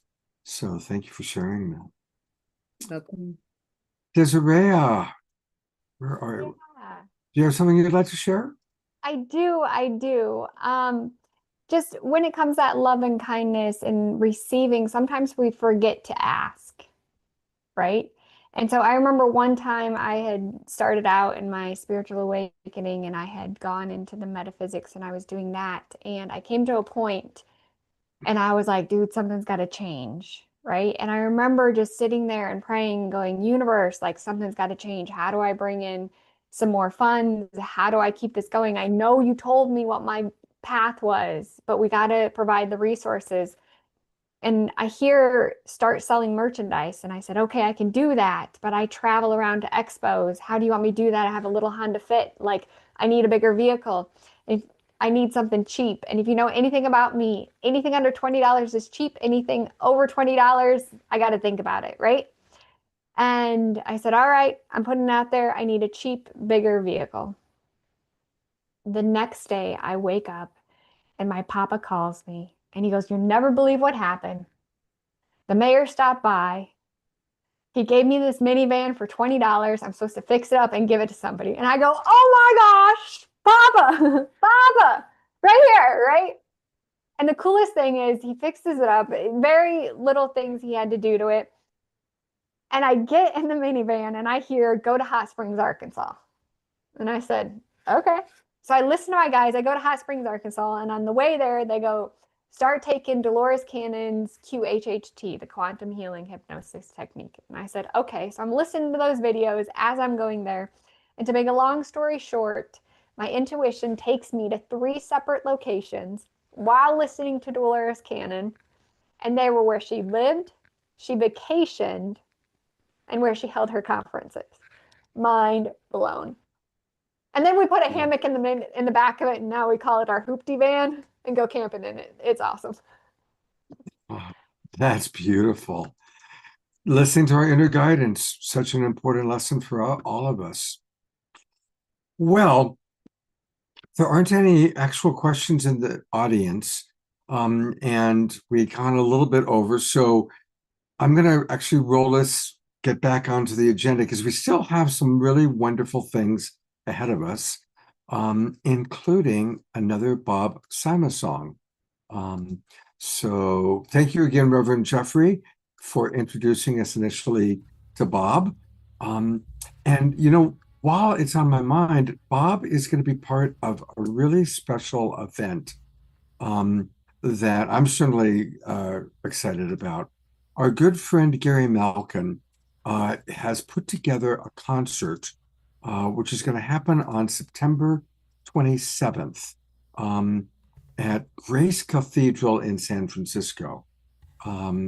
And it's going to be extraordinary. It's a unity and community peace concert, and he's got amazing people lined up, including Bob. And there's going to be several other wonderful people there. In fact, a week from Saturday, our Awakening World show is going to be dedicated to kind of introducing our audience and promoting this very, very special event. But while it's on my mind, for all of our Bay Area friends, September 27th, definitely go to Grace Cathedral. And you can find all the information on this on Gary Malkin's website, which is globalwisdomfoundation.org. globalwisdomfoundation.org, all about this incredible concert. And so many of the people that we love on the Awakening World are going to be there. Bob, Michaela Gaston, Jody Ma, Miranda McPherson, and possibly even the Brothers Corin. So it's going to be a very, very powerful event. There's going to be a workshop during the day on graceful passages, rising from grief to gratitude, which Gary is going to do with Hope Fitzgerald. Hope is a regular on this show, so we all know Hope. We love Hope. We all need more hope in our lives. And then after that will be a networking gathering at 6:30, and then the concert in the evening. So I'll put this into the chat box. Bob, anything you want to share about this event? From what I understand is everything that's on that website and not much more. Okay. This has been a very in the moment kind of thing. I met Gary very, very briefly in Asheville at the Holo Movement event that we were both at, and yeah, I mean, we just looked at each other and went, yeah, I need to know you. That was about it.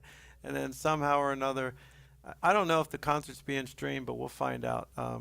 And somehow or another, we got on the phone call, and we were on the phone for almost 2 hours, just our first phone call.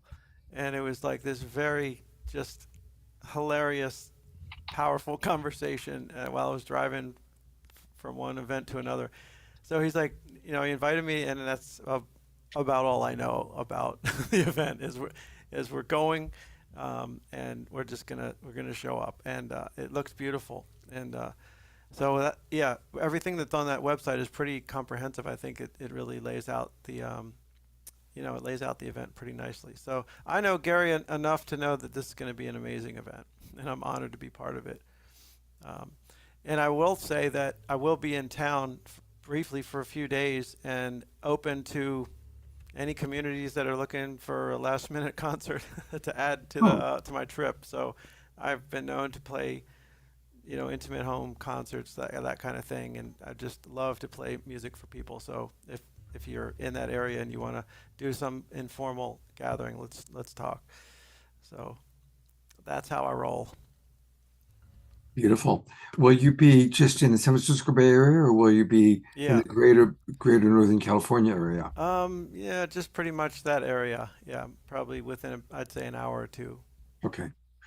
I'm 3 hours away. Otherwise, I'd say come to Grass Valley.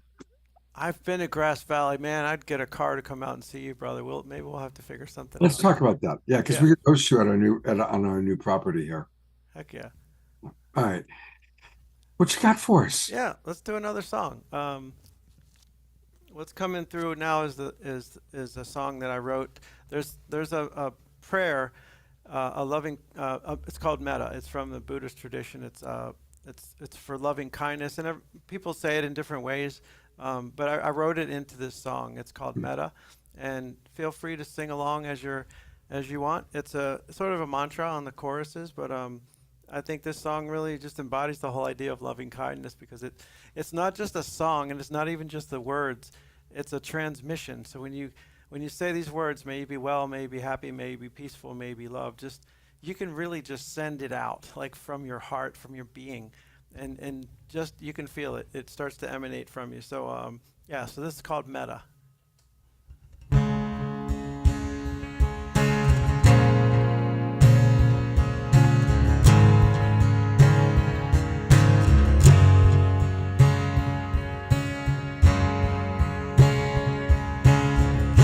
To all of my relations,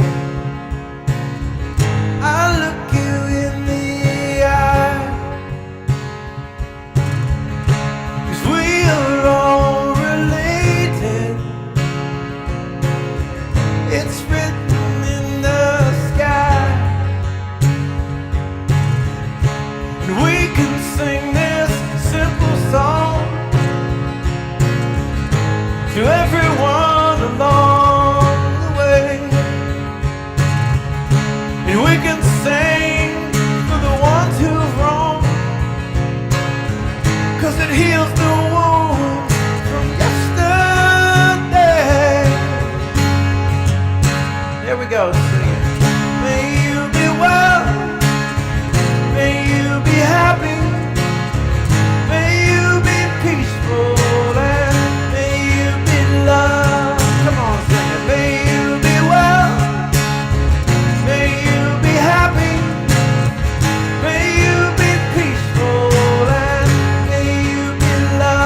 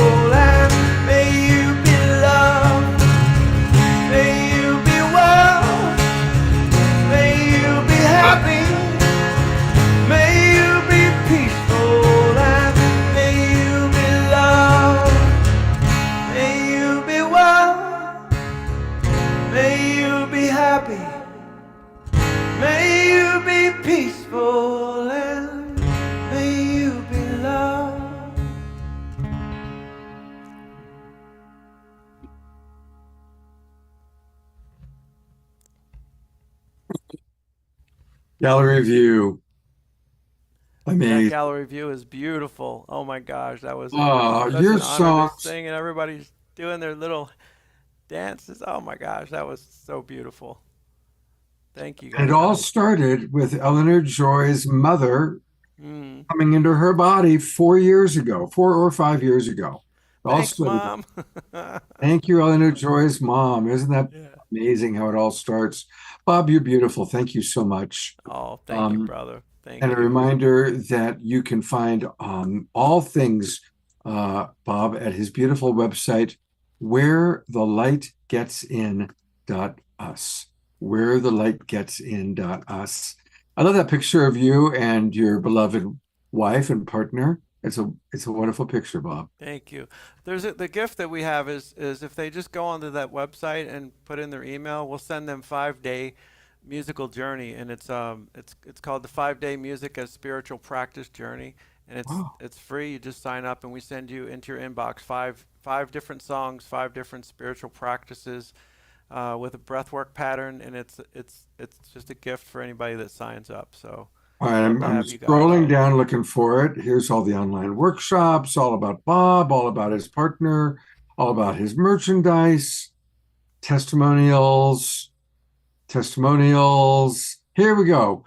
At the very bottom, subscribe and join the community, and you'll get this wonderful gift from Bob. Welcome, brother. Thank you so much. I'm putting that back into the chat box as well. Thank you so much, Bob. Well, we've got something kind of special planned for tonight, and it's a kind of a secret to me too. But our 2Ds, sometimes it's 3D when Dia was with them or Danae was with them. Today it's the 2D experience with our beloved Diara and Desiree. And if you create your screen like that, make it wide enough, then the 2 universes become one. So with no further ado, I'm turning it over to Diara and Desiree. Thank you so much for having us. I just love this show and I love this time.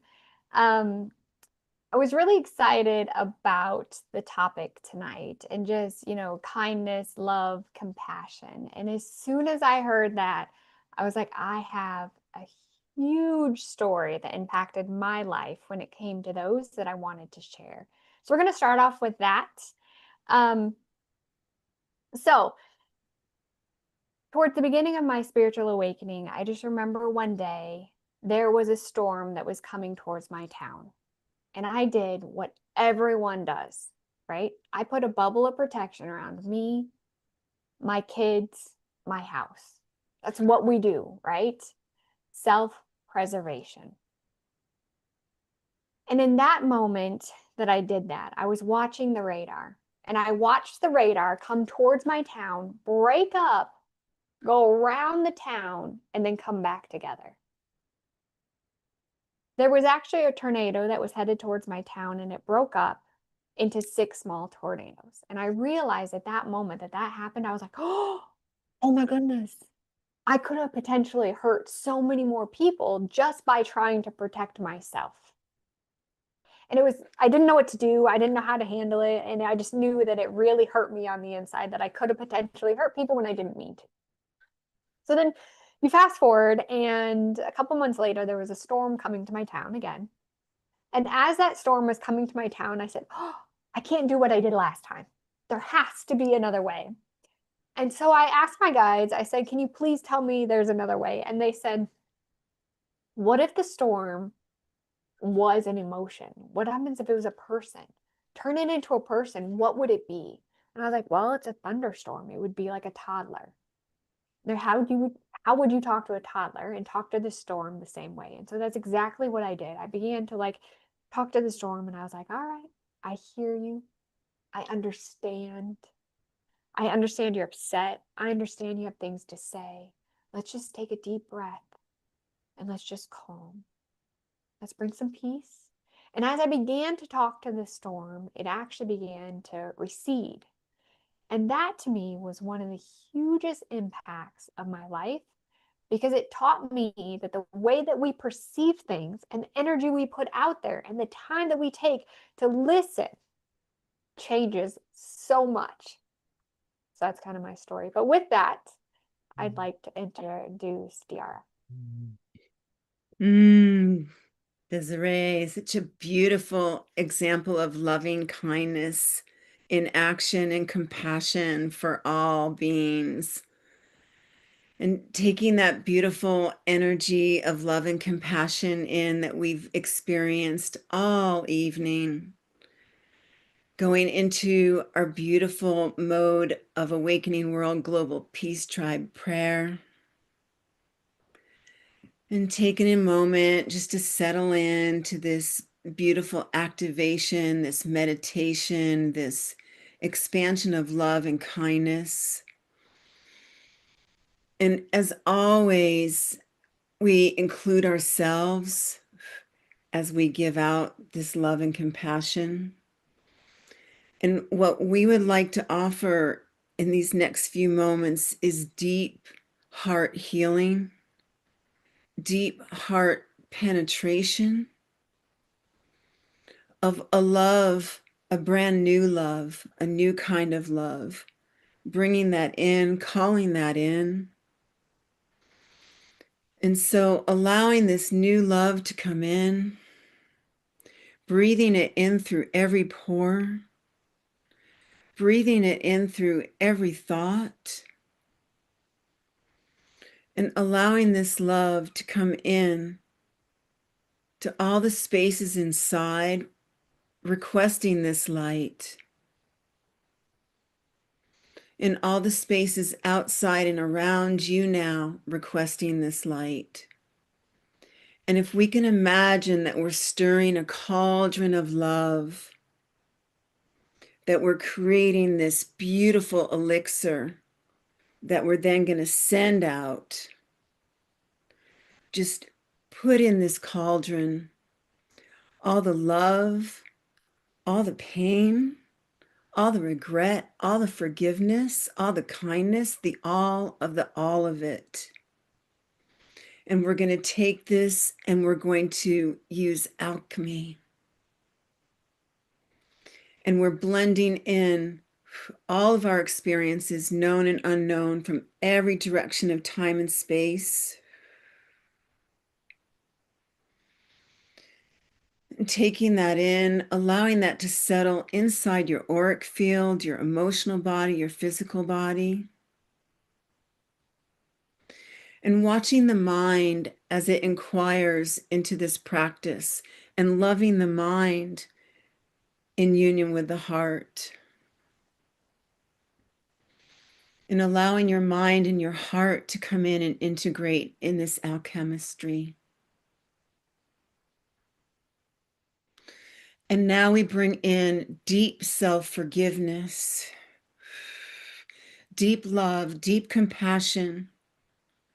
And we request assistance from all our angels and our guides as we call forth this prayer to shift and change the chemistry down to every neutron in our body, all through the marrow, all through the bones, all through the organs, all through all the chemical systems in the body now and beyond, filling our souls with love and light, forgiveness from the past into the future. And all this is done for us and with us now. And we send this out to all the hearts, all the minds suffering. We send this out to those experiencing joy, that they may increase their capacity for joy as we ask for the same gift. Increasing our capacity for joy and love and compassion. May this come into our human race in ways that we've never before experienced, allowing all the galactics, all the extra and ultra terrestrials to assist us, all the deep earth dwellers to come forward, bubbling up this love, raining down this love. Love, rain on me. And we send this out and we notice this. And in the days to come, we will see signs signs of this prayer, of this activation, of this guided meditation. We will notice little things, little sparkles, little glimmers, little hearts. Ask for those signs from your guides, from your beloveds now. Deepen your connection, deepen your communion with the known, the unknown, the seen and the unseen. And we amplify this up now. And we get ready to draw it back down, deepening, deepening, deepening. And we wrap this prayer in love and light. We bless each and every one of you now and forthcoming in all directions of time and space, knowing that these words and this prayer and all our love, desires, hopes, and dreams have become manifest now forevermore. With great gratitude, great love, we both thank you and all as well. And so it is. We go to gallery view. Let's all give a namaste and a twinkle and appreciation to these two beautiful souls for the beautiful offering. I do want to let people know how you can get more from either of them. We will start with this website. I love Diara, Universal Resources Unlimited. Boy, that's big. That's epic. And that's Diara's lovely website, Universal Resources Unlimited. You can learn more about what her offerings are, including her Cosmic Kids Corner, which is a beautiful, beautiful thing. Diara is really helping those young starseeds to find their way. So thank you for that, Diara. And then Desiree's website is her name, DesireePittman.com. And she is the Lionsgate Portal special still happening? Since it's on here, yes, I'll run it for 3 more days and then update my website. Thank you. All right, there you go. So it's a wonderful opportunity to get some real support from her.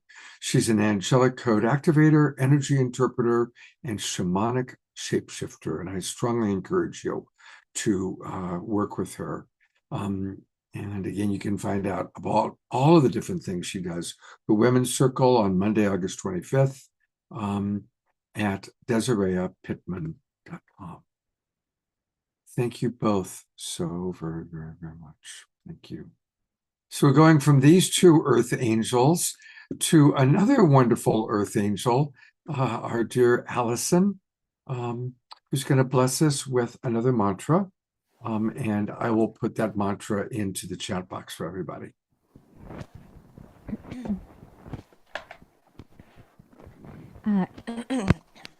So a mantra, this mantra is very similar intention to Bob's beautiful song.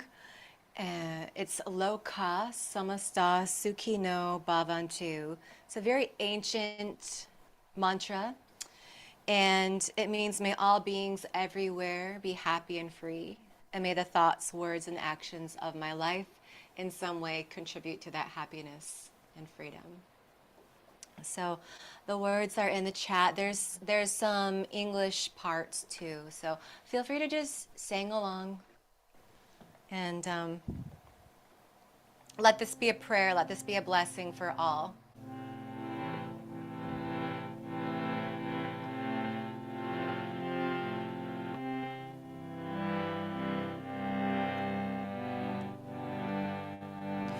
Loka Samasta Sukhino Bhavantu. Loka Samasta Sukhino Bhavantu.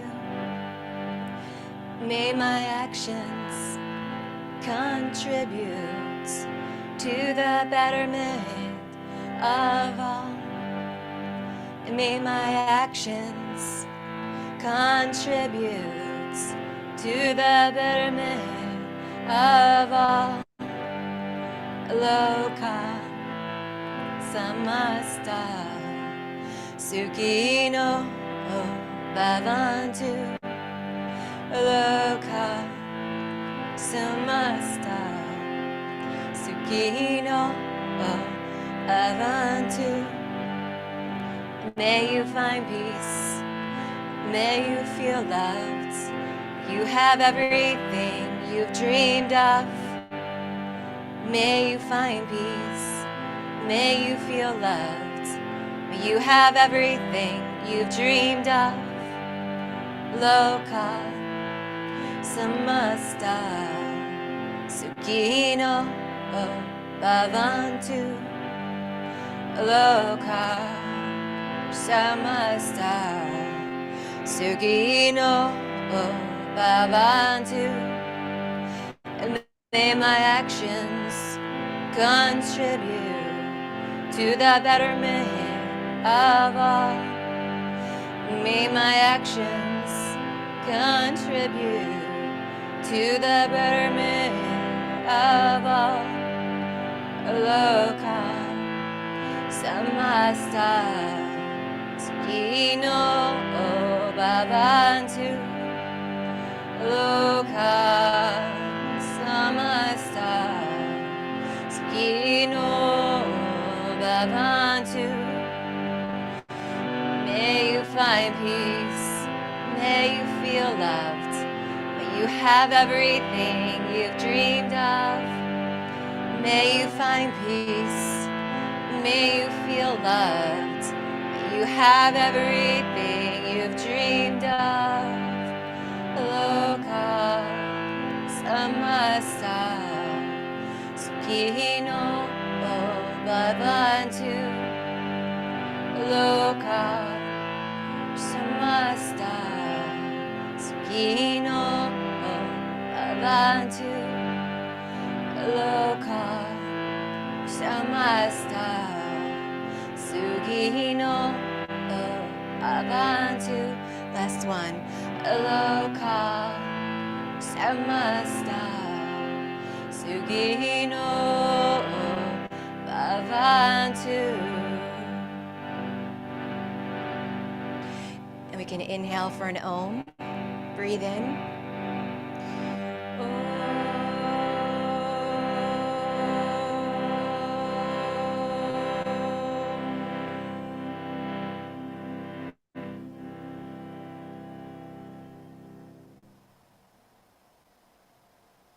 May all beings everywhere be happy and free. May the thoughts, words, and actions of my life in some way contribute to this happiness and freedom. Namaste.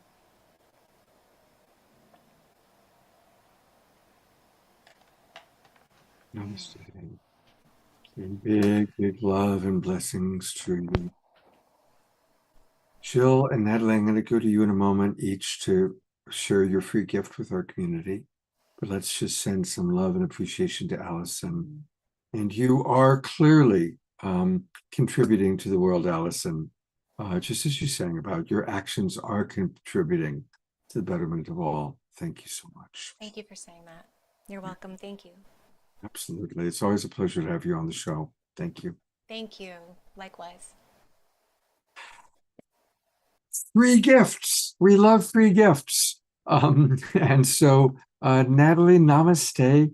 I hope you've enjoyed your time here with us on the Awakening World. Unmute myself. Oh, wow.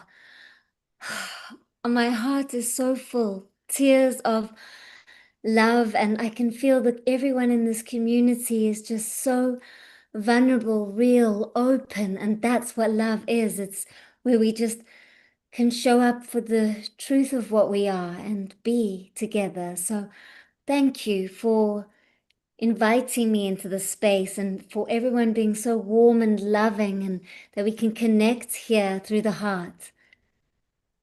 Beautiful. Well, I hope you'll come back again. We'd love to have you back on the show. And I would love to. I was thinking that, I was like, oh, I just love this. This is amazing. This well, is, come every week. You don't. we're in resonance. We're here every Wednesday and Saturday night, and every show has got its own unique specialness. So please come and join us. And when you're here, we'll point you out and let people know. And your beautiful free gift is to increase your frequency meditation. I'm going to sign up for it right away. So, just go to natalienamaste.com and you'll find it right there. And this is a beautiful, beautiful gift. So, and the moment you sign up, where you're redirected right there to that beautiful video. And so thank you very much, Natalie, for the generosity and for that beautiful healing you did for our group. And of course, the one for Sylvia. Thank you so very much. Such a pleasure. Thank you, everyone. And let's find Jill. There she is. Jill, you've been popping in and out. I kept trying to chat you, and then you'd be gone, and then you came back, and then you were gone. So I'm glad you're here. I'm glad that we didn't lose you. And my understanding is your free gift is the monthly kindness circle. Absolutely. It's a free invitation to join me in kindness every month. It's such a beautiful experience. What we're experiencing now is multiplied and magnified and really concentrated in the focus of kindness. So I would love for you to join me on that. And beautiful energy and beautiful souls that you are, we get to create together monthly and keep kindness conscious. Beautiful. So just go to that link, jilllublin.com/kindness circles. And I think I already signed up, but I'll put it in again just to show people. There you go. No charge. This is a free gift. And the circle is on Wednesdays. So thank you so much, Jill. And likewise, I hope you'll come back, be on the show again. And thank you for all that you're doing to make this world a much kinder place. It's a delight to be here with you, Scott. Thank you for creating this beautiful opportunity each and every week. It's amazing. And thank you for introducing us to Namaste, Natalie. Thank you. Yes, she's an angel. Just saying. I'll say, as are you, as are Allison, and the great angel house musical artist of our tribe is Omashar. And we love to close our shows with a Omashar offering.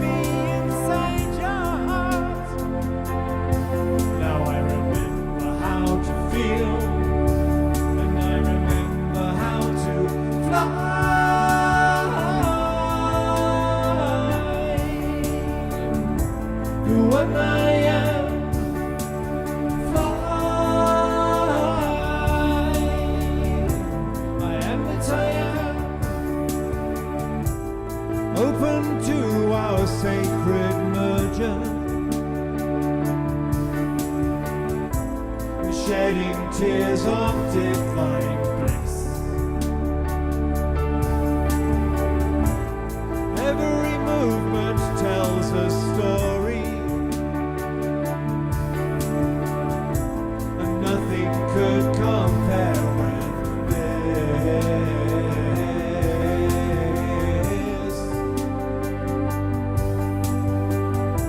And here in fullest understanding, breathing light through every word, our lives become so undemanding, and finally seen, finally heard.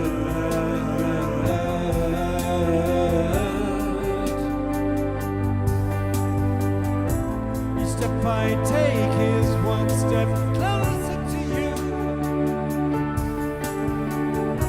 The joyous stride into the new.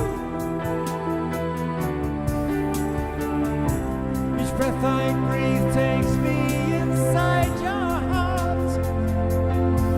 Now I remember how to feel, and I remember how to fly.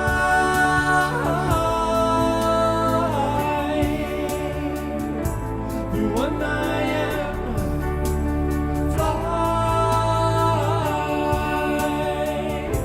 I am that I am. The one I am. I am that I am. The one I am. I am that I am.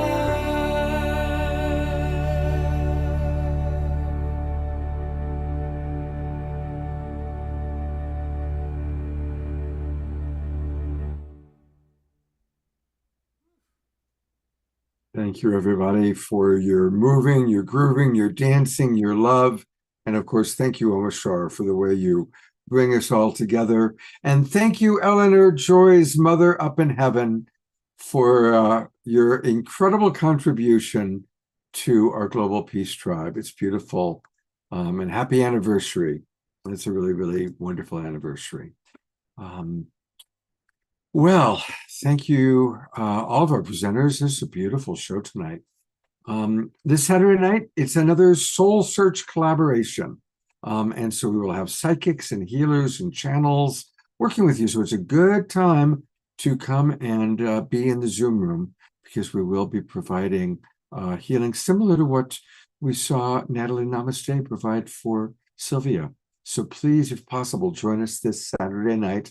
We don't have the poster done yet because we're still lining up our presenters. I look forward to seeing you hopefully on Saturday night. Have a great few days. I'm going to go to Gallery View one last time for the evening, so we're going to all see each other, waving. Much love to each and every one of you, and I hope to see you again on Saturday night. Take care, everybody.